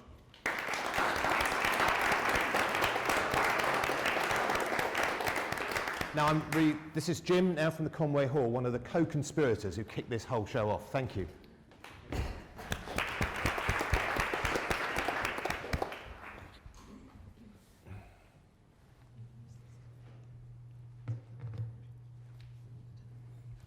Hello. I'm going to be talking from a personal point of view, but I also want to briefly mention the other hat that I wear. I'm the CEO of an ethical society, and we own and operate Conway Hall in Holborn. We're a humanist charity with a library and archives. We put on educational events, talks, concerts, exhibitions, performance. Conway Hall Ethical Society is named after Moncure Conway. He was born in Virginia in 1832 and he died in 1907. In 1863, he freed his father's slaves. In 1871, he spoke on the need for gender equality. He was an advocate for peace throughout his whole life and understood that a united Europe was the way to potentially gain peace. He went to the first Hague Peace Convention in 1899. So in some ways, because of his pedigree, I feel professionally motivated to come along tonight in helping to not allow the dust to settle on Brexit. Personally, I feel the EU referendum result and its aftermath has sparked the need to make certain philosophical principles live in the world, principles such as ethics. And it is the ethical need to respond to others who don't look like us, talk like us, or think like us that I would like to speak. In 2015, I gave a talk on ethics called Migrants or People. It was around the time that David Cameron used the word swarm to describe refugees fleeing Syria. The opening few minutes of that talk, which I want to share with you now, I think are still relevant, and maybe even more so. Every word from here on is from that talk. There is a positive drought sweeping over us, which threatens to create a bleak, desolate and fearful existence. We are blindly falling into oblivion. With each passing day, there appears to be no rest to our descent. News item after news item generates shudders and terrors as we stare fixedly into the stream of chaos, distress and horror with which we are presented. Migration, violence, war, terrorism are eclipsing famine, disease and natural disaster. There is an increasing miasma of danger being felt to emanate from the actions of other humans. We worry about each other and fantasize about the threat that our neighbour poses as he apparently hides behind closed doors, manufacturing pipe bombs and stockpiling illegal weapons. As we plough ever onwards through ceaseless days of torment at the mercy of omnipresent global communications, we harden day by day to the passage of our fellow citizens as they go about their lives. The walls of our homes start to replicate in our minds as we slowly set down mental brick and mortar to keep the nightmare possibilities at bay. Where once their exalted, innocent, open minds, embracing life's continual excitement in the spirit of exploration, desolate wastelands of fear and deserts of paranoia spread, choking our reason and intellect. The achievements of the 20th century that took so many great strides in overcoming humanity are slowly showing signs of erosion. The abolition by so many of capital punishment is in great danger if one believes and becomes persuaded by debating polls glibly erected to canvass in a simple click whether we should dismantle this abolition. Can it be that we live in a society where it is seemingly so easy to start chipping away and smashing at the foundations of a mature society by naively swaying the populace with fear? The focus of fear, of course, being that 9/11, or post 9/11 iconographic term coined by George W. Bush, terrorists, which is now slowly but surely seeping into the term migrants. But really, this is fear of the other. Terrorism, immigration and religious differences dominate our lives if we are tuned to any media platform, and let's face it, we all are, no matter how much one might try and avoid being sucked in. The result is always the same though. Our fear levels are stoked and we find ourselves continually helpless as to being able to do anything to alleviate those levels of fear. As we find ourselves watching the current crisis of the hour, day or week, as if in slow motion, we cannot help but feel overwhelmed and powerless. The problem, of course, is that we knee-jerk into action if someone appears to offer a way where we feel we might be able to anonymously, and that's important, do something about our powerlessness. Maybe it's by voting UKIP. Maybe it's by voting in a referendum on Europe. Maybe it's by voting online to bring back capital punishment. But can it be right that we're so ready to go backwards on this issue? And if so, what next? Are we willing to allow human rights to be knee-jerked into question by other online polls after being fought for by legions of academics, politicians and believers in the post-Holocaust world of the 1940s? Should we rescind a few of the articles of the Universal Declaration of Human Rights just because they're becoming inconvenient, or as a way to pacify our sense of helplessness? This kind of action is absolutely the wrong kind of action that we should take. The fostering and nurturing of fear, suspicion and hate is a real problem, and left unchecked, it will cripple humanity through war and convince individuals to self-impose barriers to community that will escalate the loneliness and depression that spirals exponentially amongst us. There is another problem though. the problem of glib thinking and judging. The ability to actually apply ourselves to questions of other human beings is under a malevolent pressure. It is swept along with a flood of information that we are coerced or desirous to process regarding the general world around us. We are digesting at a phenomenal rate. We're reading, listening, processing, choosing, deciding and concluding. We're thinking at speed throughout most of our day. At work, this facility undoubtedly makes us more employable because we are seen as capable and quick-witted. The same is not true, though, if we apply this method when assessing other people. Fear, hate and suspicion must be overcome by a different category of thinking than we normally apply. We have to think deeper, we have to think wider. We owe it to each other not to think simplistically.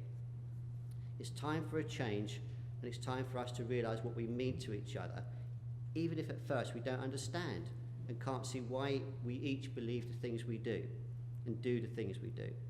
The lessons learned in the 20th century and the results achieved subsequently by the Universal Declaration of Human Rights have shown us the danger that lurks in every one of us, but also the good that we can collectively attain, striving for global civilization. We must not go backwards, we must continue to strive, we must also realise the risks we face every day by lazy thinking that seeks to reduce the question of other people to the problems that must be overcome. Each of us deserves consideration, thought and understanding. Each of us deserves to be treated ethically, and we need to develop a new thirst, an ethical thirst. Thank you.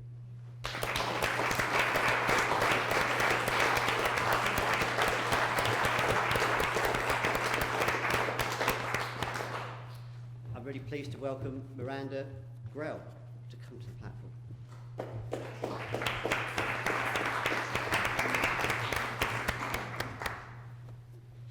Hello everyone, I'm Miranda and I'm going to talk about identity today, specifically my own and Europe and how it's formed my identity.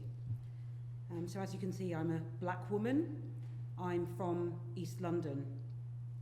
I've always had a strong sense of my African Caribbean heritage. My mother was a teacher, but also a community activist who ran anti-racism training in the 80s and also published books on the post-Windrush generation that came to Britain. My political awakening came in the 1980s. 1984, I was age 6, the height of the anti-apartheid movement and protests. And so that was when I first was aware of politics and activism and campaigning. Europe was not really on my radar though. As a family, our holidays in Britain were to Bournemouth and to Ramsgate, and our holidays abroad were to the Caribbean or to America, where we had family. My first real experience of Europe was when I became a member of the Woodcraft folk in my teens, age 14. If you've not heard of the Woodcraft folk, it's a kind of left-wing brownies or scouts. Its motto is to span the world with friendship. With Woodcraft, I went on trips to Europe, to Italy, to Germany, to Spain, and I met other tweens from other European countries with whom I became firm friends. Those European trips made a huge impact on me and a difference to my school studies, because I was actually able to understand what it meant to learn a language. And so I decided to continue Spanish into A-level and then to degree level. But before I went to university, I thought I want to learn another European language, and I decided to go to Germany. Many of my black friends in London thought I was completely crazy. Why would I, as a black British 18-year-old, want to go and live in the country of the Nazis?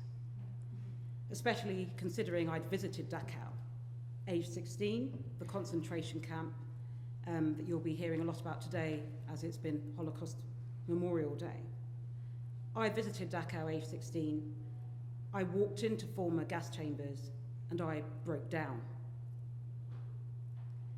But the 8 months I spent in Germany after my A-level became the defining period of my life. 20 years ago today, and I'm not making it up, it is today, January the 27th, I moved into the home of the Gruben family in Frankfurt. And today, 20 years on, I'm godmother to their second daughter. Then, in November 1997, a baby adopted from Guatemala, now a beautiful 19-year-old. When I lived with that family in Germany, I studied the Nazi period. I would sit talking for hours with my au pair grandfather. He was a retired judge, and he'd been forced to join the Hitler Youth as a young boy. And talking with him, I learnt about division, pain, horror that's caused by nationalism and fascism. So as a young 18-year-old, I began to understand for the first time why the creation and the continued existence of the European Union was so important. So when I returned from Germany, I went to university and I studied European studies. And I then went to do an internship in the European Parliament in Brussels with a member of the European Parliament called Claude Moraes, who is an Asian British member of the European Parliament. And then I ended up becoming a stagiaire, an intern, a speechwriting intern for a European Commissioner, Anna Diamantopoulou. She was then the European Commissioner for Employment and Social Affairs. And I would say it was there in Brussels that my nascent and growing European identity finally connected with my black British identity. And I would say that happened because I discovered directly and personally that the EU believed firmly in equality between men and women, promoted anti-discrimination measures, and gave a voice to minorities. Being European allowed me to feel comfortable about being black British. Before Britain had joined the European community, England especially had been the country of slavery, the empire, no blacks, no dogs, no Irish.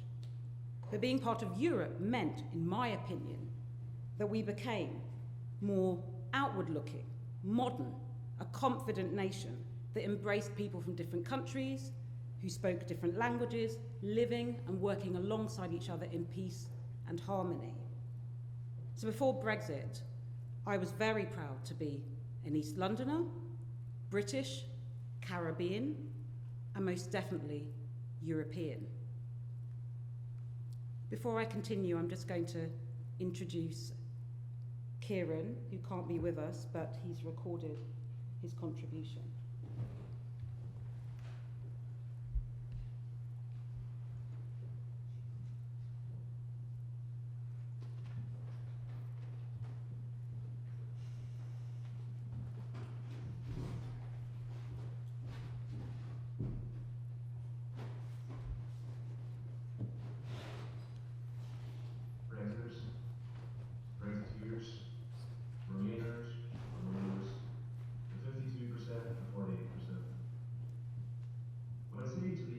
I imagine every member of this audience this evening made an instant determination. Which category do I fall into? Which one am I? What am I? There's often an instinctive impulse, particularly during periods of heightened emotion, such as the period we're now in, where people seek certainty by defining their sense of identity using simple, catch-all phrases, such as those I just mentioned. Some of us do so proudly, finding comfort in a shared sense of camaraderie and belonging with those who ascribe to the same views. For some of us, these terms are pejorative and indicative of a growing sense of alienation within conventional societal structures and antipathy to the other side. Perhaps we feel that we're somehow separate or distinct, perhaps even better than those who hold a different view. When an event is divisive, as the UK's decision to leave the European Union occurs, it's only natural that people become divided among themselves. Since the result of the referendum last June, there's been a great deal of soul-searching. Questions around the legal and political construct that might fill the space vacated by the European Union are important, but in my view, they must be secondary to more existential questions of identity.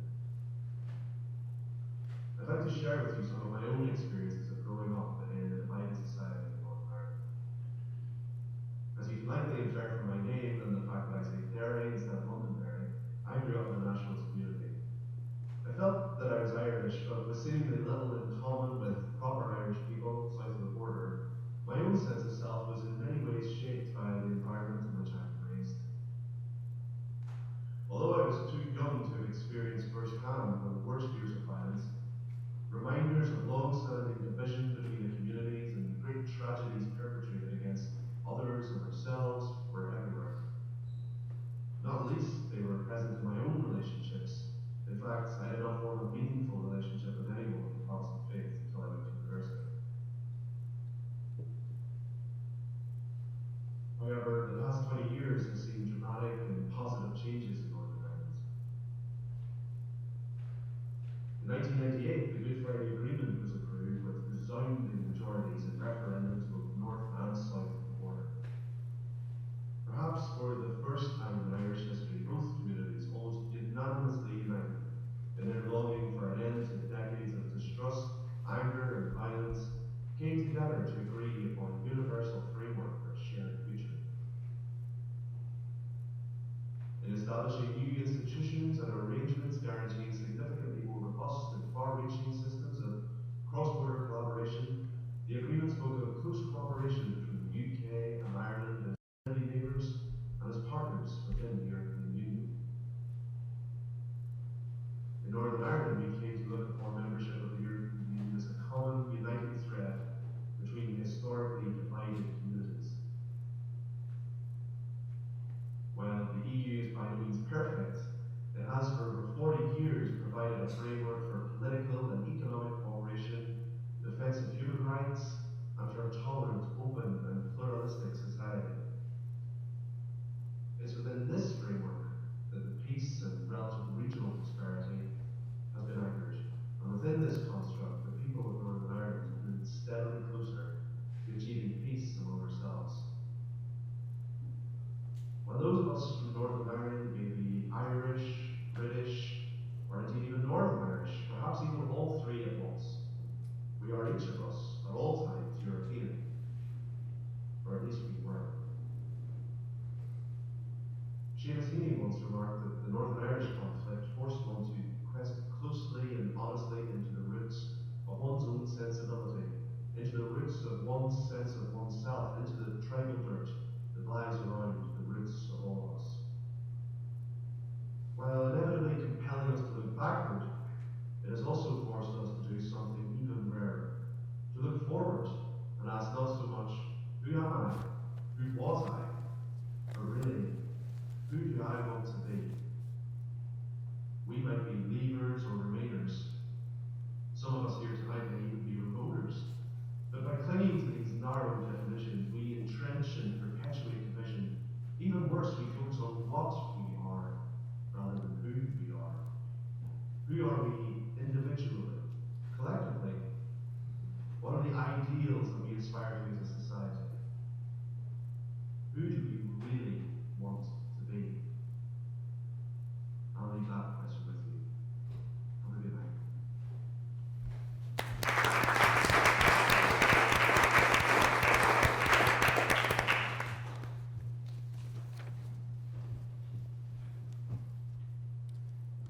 4:39 a.m. on the 24th of June 2016, my birthday. I'd been up for over 24 hours, solid, having campaigned for Remain in the morning, rushed to a trainee barrister interview in the afternoon, rushed back home to campaign some more in the evening, then attended the count as a borough agent into the early hours. So at 4:39 a.m. on the 24th of June 2016, I sat in the living room of my flat in East London with lots of other local Remainers that I had campaigned with since Sunday the 21st of February, and we watched David Dimbleby announce that Britain was leaving the European Union. I went to bed at 5 a.m. tweeting that I hoped that both David Cameron and Jeremy Corbyn would do the honourable thing. When I woke up at 9 a.m., David Cameron had indeed resigned.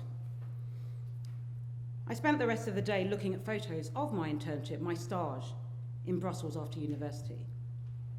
Happy young Greek, Swedish, British, and other nationalities of the other former interns, stagiaires, that I had got to know, smiled back at me, and I burst out crying. The last 7 months for me since the referendum have been the classic 5 stages of grief: denial, anger, bargaining, depression, and acceptance. Except I'm still in the depression stage. The increase in racist attacks, the xenophobia, the hostility towards EU citizens who've lived in this country for longer than I've been alive has caused me to question my identity. Am I, the child of immigrants, still welcome in Britain anymore? We heard a lot about how, if Britain left the EU, then it would mean more opportunities for Commonwealth citizens, people like my Caribbean family, to come to Britain. But I didn't believe this. Immigrants are immigrants, and I refuse to accept the divide and rule tactics that were used during the referendum to play off the older, more established communities from the Caribbean and from South Asia against the newer Eastern European arrivals. But as well as depression, I also feel deeply embarrassed. On a recent holiday to the Canaries, I was happy for once for the curious locals to call me Caribbean rather than British, whereas before Brexit I would have happily pointed out firmly that I was born in London and I was British, definitely, as well as Caribbean. So what now for people like me? Well, the irony is that very German family in Frankfurt who welcomed me into their home 20 years ago today, they would warmly welcome me back today were I to decide I wanted to leave Britain. And that's what the European Union did. It helped a nationalistic, fascist country like Germany under Hitler to become the tolerant, open, and international country that Germany is today. So I hope and pray that once we deal with the grief and the trauma of Brexit on our national psyche, that Britain will become a tolerant, open, and international country again too. Now I'd like to introduce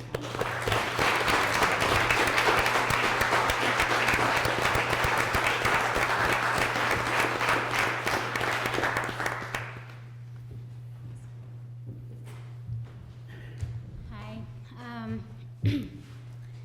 I'm here to represent the feared EU immigrants. That's me.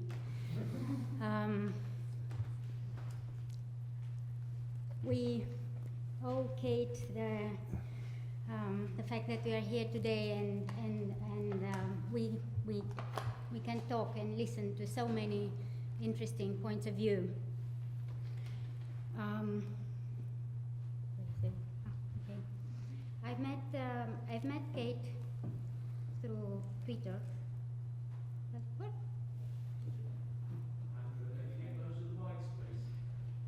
Yeah, I don't know if it's is this microphone working?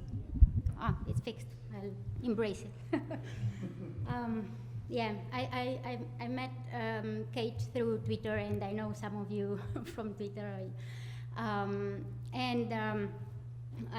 wrote this post 1 week after the referendum, and I was in turmoil, honestly. I didn't understand why I was physically sick, really, and why being in UK now, in 2016, could bring me back to the communist Romania with such a physical, I don't know, presence. It will take more than 6 minutes, I'm sorry. Just because it's too intense somehow. So I sat down and I wrote, okay, what is going on? What is going on? And actually what is going on was very simple. they were the same manipulation methods. I was very familiar with them, and I lived in that country for 20 years or so. I was 18 in 89 when the communist system collapsed. So I knew this, I grew up with them, and they were there. I will not talk about this today, though, because in the meantime, in the past, since June, many things have happened, and so many things came in force, things that I didn't believe that I will see again in my lifetime. I thought that we have learned from history, which is not so very far. We have learned where this type of words and actions take us. So I will tell you today more. I will tell you some stories from life in an authoritarian regime, and I hope you'll understand the relevance to what is going on now. Which one? This one? Oh, okay. Yeah. So I was 10 years old, and I was at the Easter lunch at my uncle's house. And it was a full room with people, and my grandparents, great uncles, lots and lots of people. But at the head of the table, there was a person that I didn't know. And he looked very different from the type of people that we used to see in Romania at the time. He was old, but he was very elegant and smiling and talking in an unusual way. So I asked my grandmother, "Who is that man?" And she told me, he is Judge Livezano was his name, and he stayed 17 years in prison. I can tell you that for a 10 years old, this makes an impact. Now, he was not the only person who went to prison from at the table, actually. There were two of my, yeah. By the way, I'm a technology consultant, but the mouse is a problem.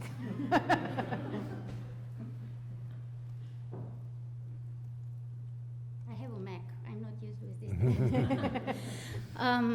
So, two of my uncles, each of them stayed 6 years in prisons. My grandfather actually was for more than 10 years in hiding in the mountains. What really couldn't get my head around. So they were all lawyers or judges or artists. They were highly educated people. Each of them spoke, I don't know how many languages. They were brilliant men. So in the same room, I figured out we have, I counted, more than 50 years of deprivation of liberty, of freedom, and also a lot of knowledge and wisdom. How they didn't see it coming. And I told myself, really, I'm not lying, it haunted me for years. I will pay attention. I will not get trapped. I will see when doors open and they close, because trust me, doors can close on us. And why I'm here today is that to tell you that I see doors closing, and it's not a fabrication of my mind. And they close on us, and they close on many people in the US. And through the power of example, they close on many people around the world.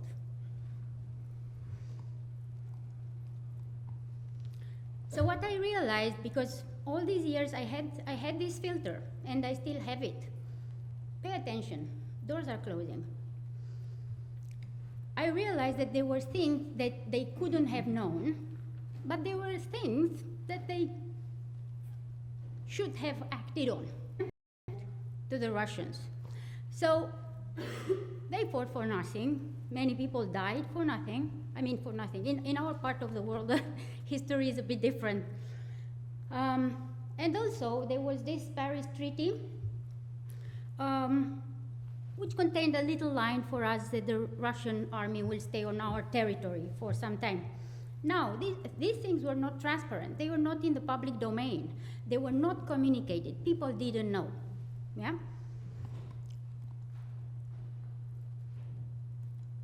What they could have known, or what happened, was that the Soviet army stayed, and they never left. I mean, they left 20 years after.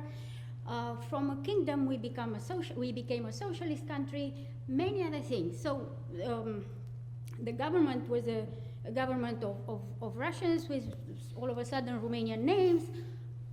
The voice of the people was represented by them, and my family became all of a sudden enemy of the people. That's not an empty word. This means a completely different life. Why on earth they didn't, I don't know, what they could have done, I don't know. I'm just telling you that these words, enemies of the people and voice of the people, they are not neutral, and they are not only a journalistic thing. They have been used in all the authoritarian regime with a very specific point to make. So what we could pay attention to, what is very obviously happening, is the newspeak. Every authoritarian regime uses a form of newspeak. And indeed, Orwell captured very well the essence of it. Is it the transformation that happens to a language at the intersection with the ideology, and is not a jargon, it is intentional, and it has very specific rules. I didn't know that when I lived in communist Romania, even if we had a parallel language, and it was a language of the ideology, of the party. But I learned afterwards. And I learned by reading that book.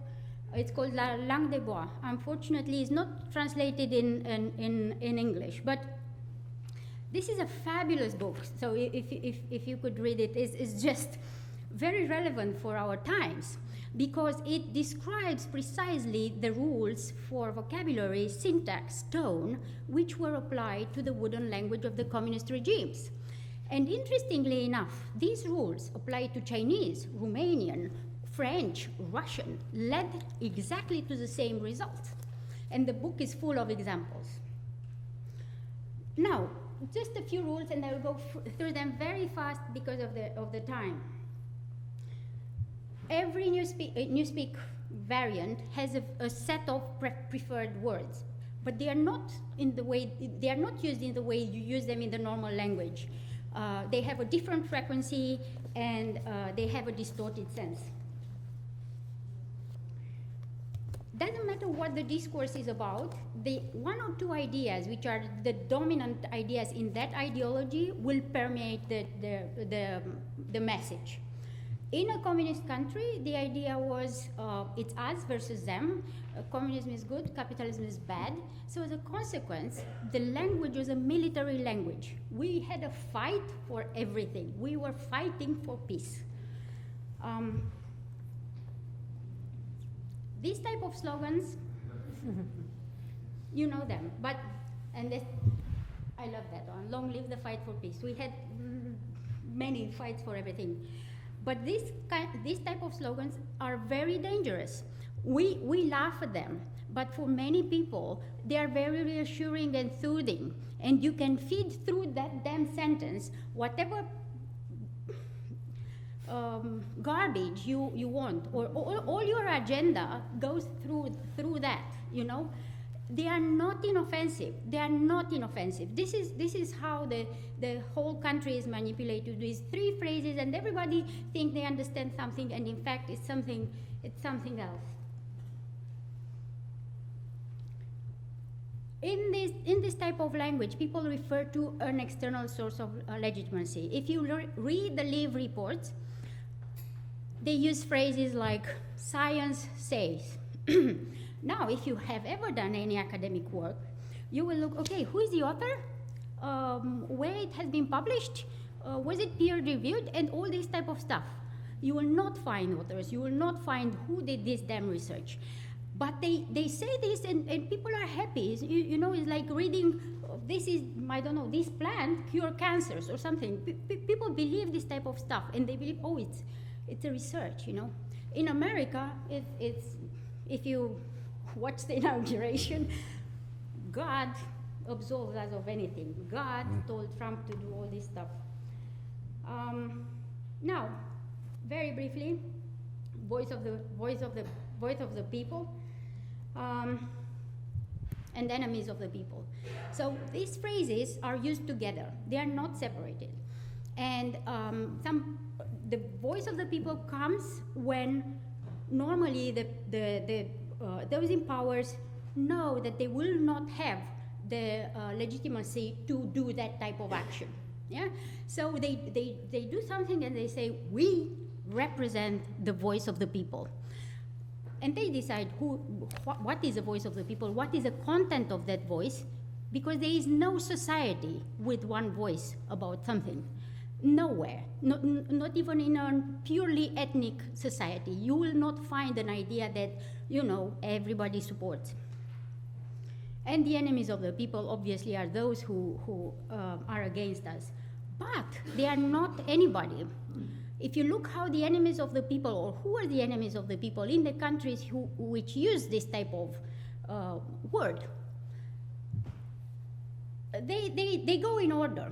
So they are those who know how the society works. Yeah? So first they take the lawyers and the judges, then they take the religious leaders, doesn't matter the religion, then they take the professors, then they take the entrepreneurs, and then randomly, for terror, they take some other people. But this idea that you want to erase the knowledge, or you want to dismiss it, you want to not to put a price on it, you know, like these people know that the society should function this way, they are the experts in our case, yeah? You should not listen to them. But it was always like that. What happens here, when these guys called the judges enemies of the people, it works exactly in this way elsewhere. There's nothing new. And that's why it's dangerous, because the effects are the same. And they have been the same in all these countries where this happened.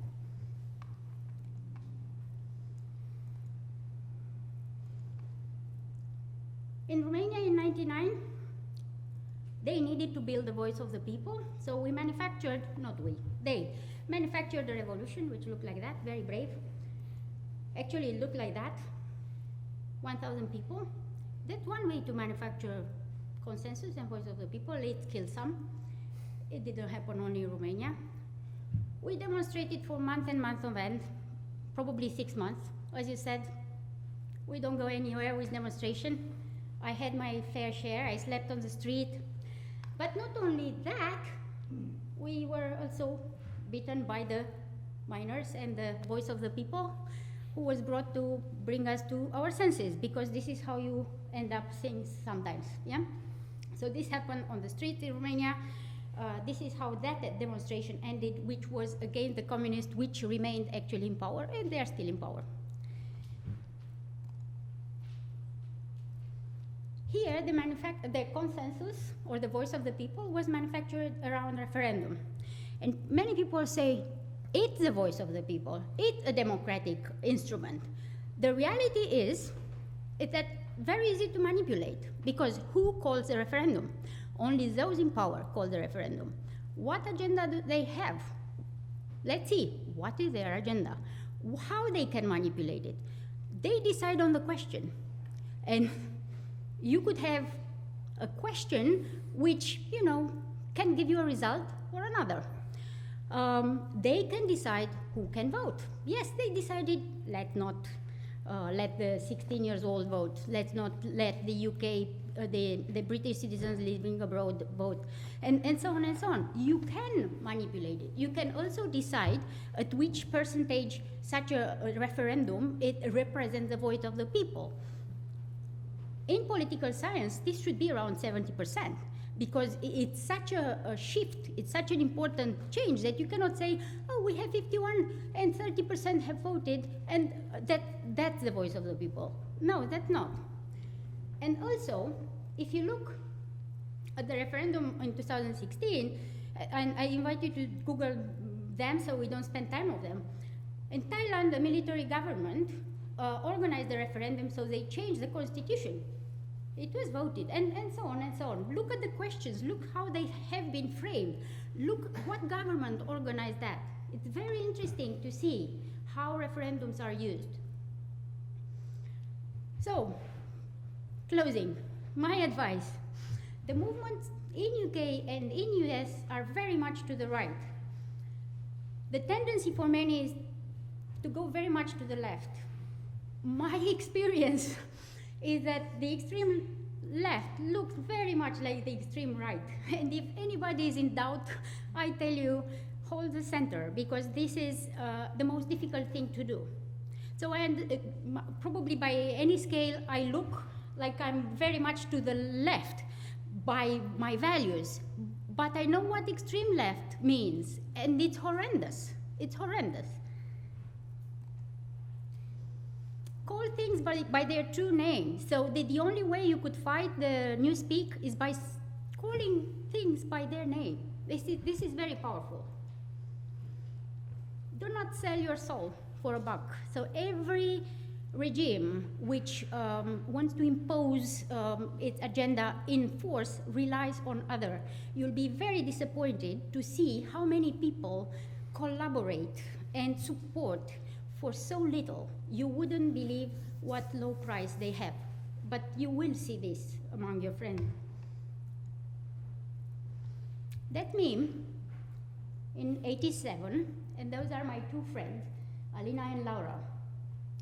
Alina is a scientist, a well-known scientist at the university in Vienna, and Laura works for the American government, or I don't know anymore, in international development. I left Romania in '98.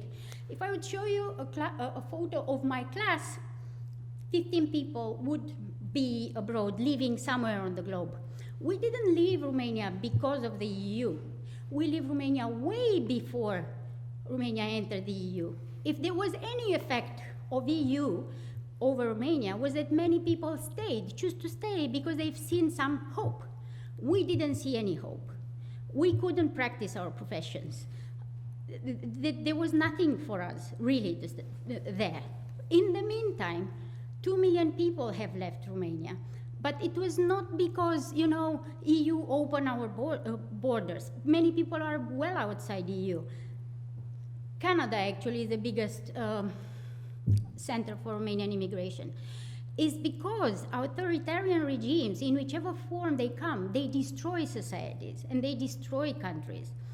And I don't know what else to add, as your life is precious. Take care of, of yourself. It will be a long ride.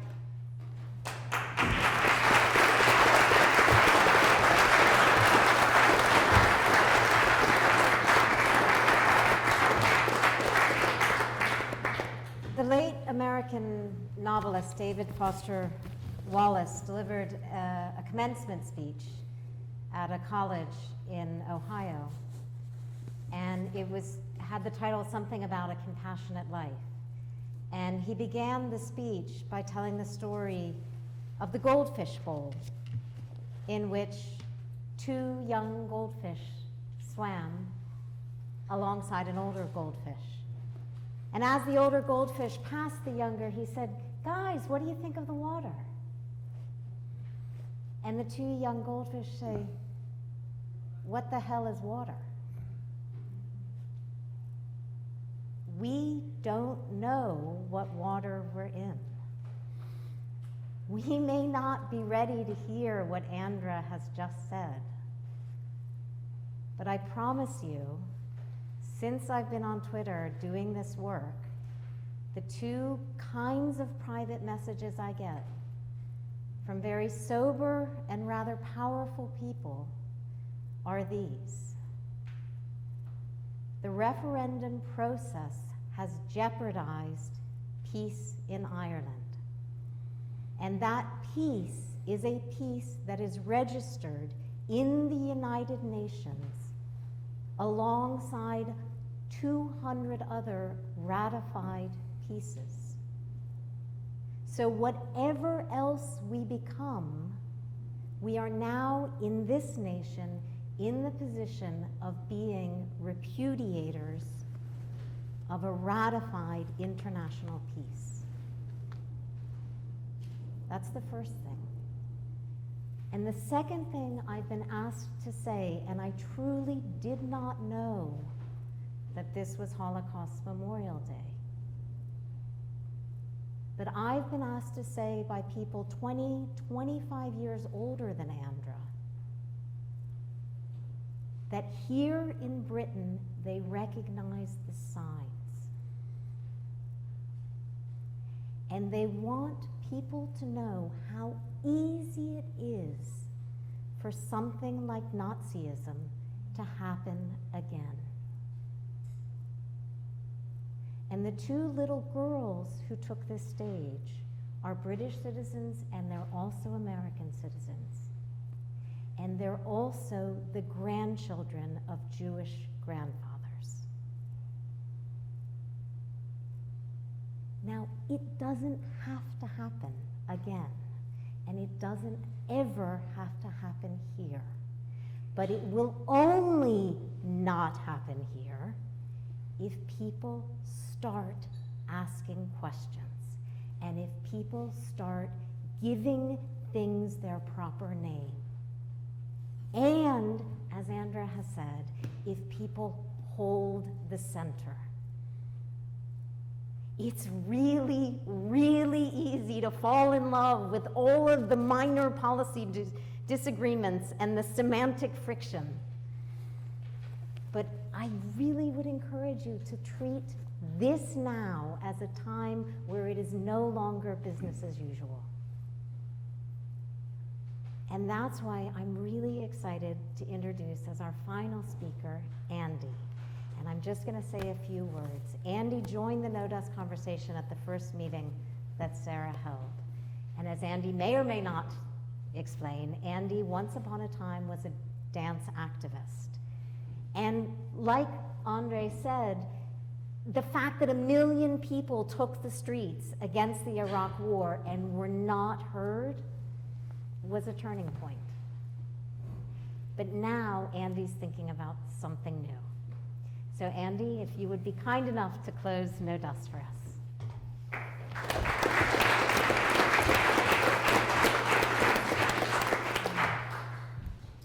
Good evening.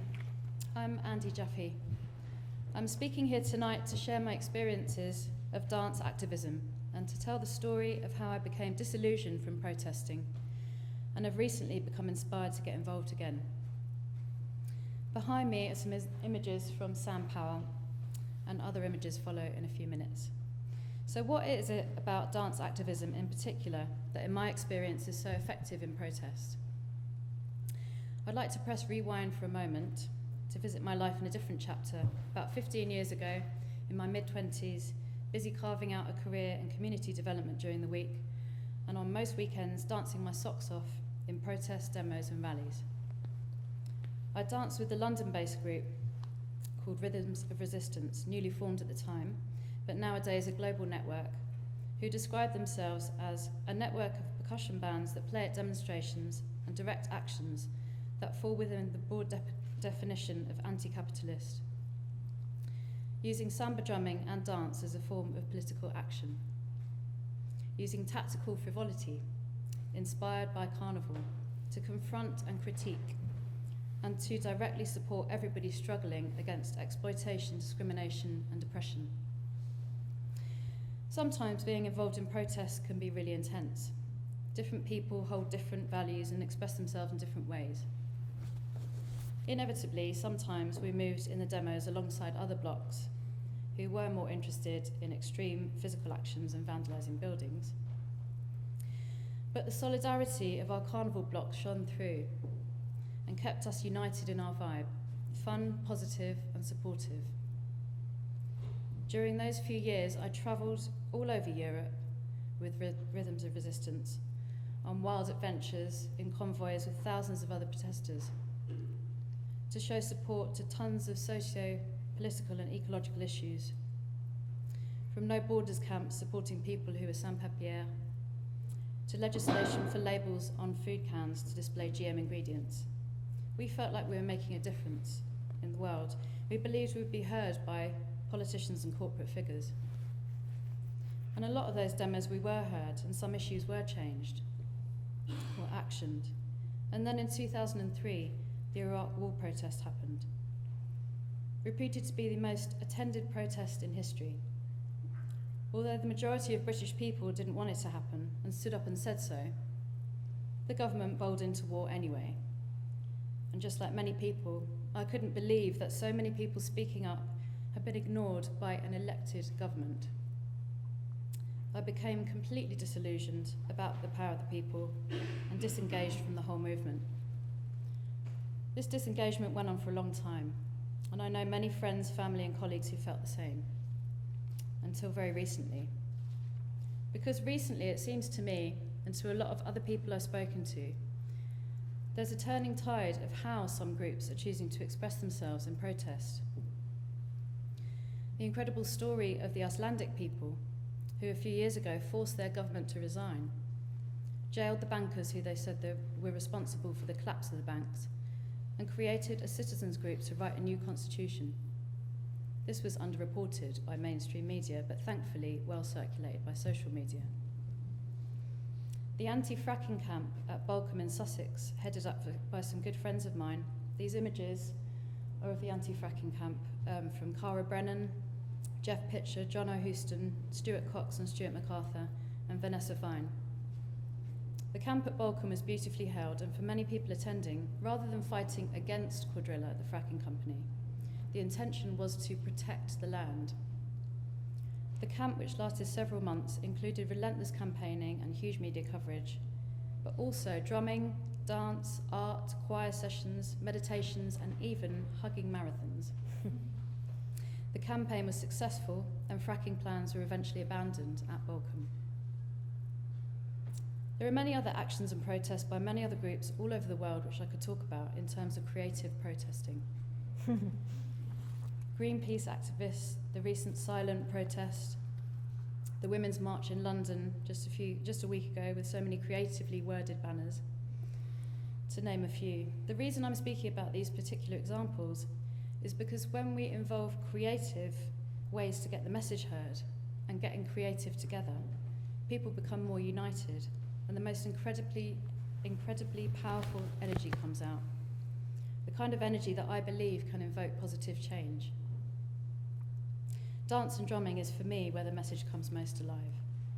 When we move together in unison, in dance with rhythm, the language of movement speaks volumes without the need for a single word.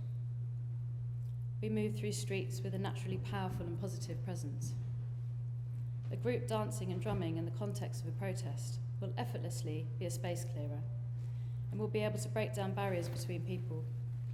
I've seen conflict be dissolved within minutes, once the drums and movement and joy have spread a little positivity and the crowd join in. Many times dancing with rhythms of resistance in front of a solid line of riot police about to get us down all on the ground in tear gas and truncheons, our drummers would start up, and we'd dance with joy and humour in the face of authority, and often get at least one or two of the riot police to break into a smile. And I'm certain that politicians connect with issues on a more empathic level when they're confronted with a message which is delivered in a more creative way. Protesting creatively allows for a bridge to be made, where we speak less as public to politicians and more as humans to humans.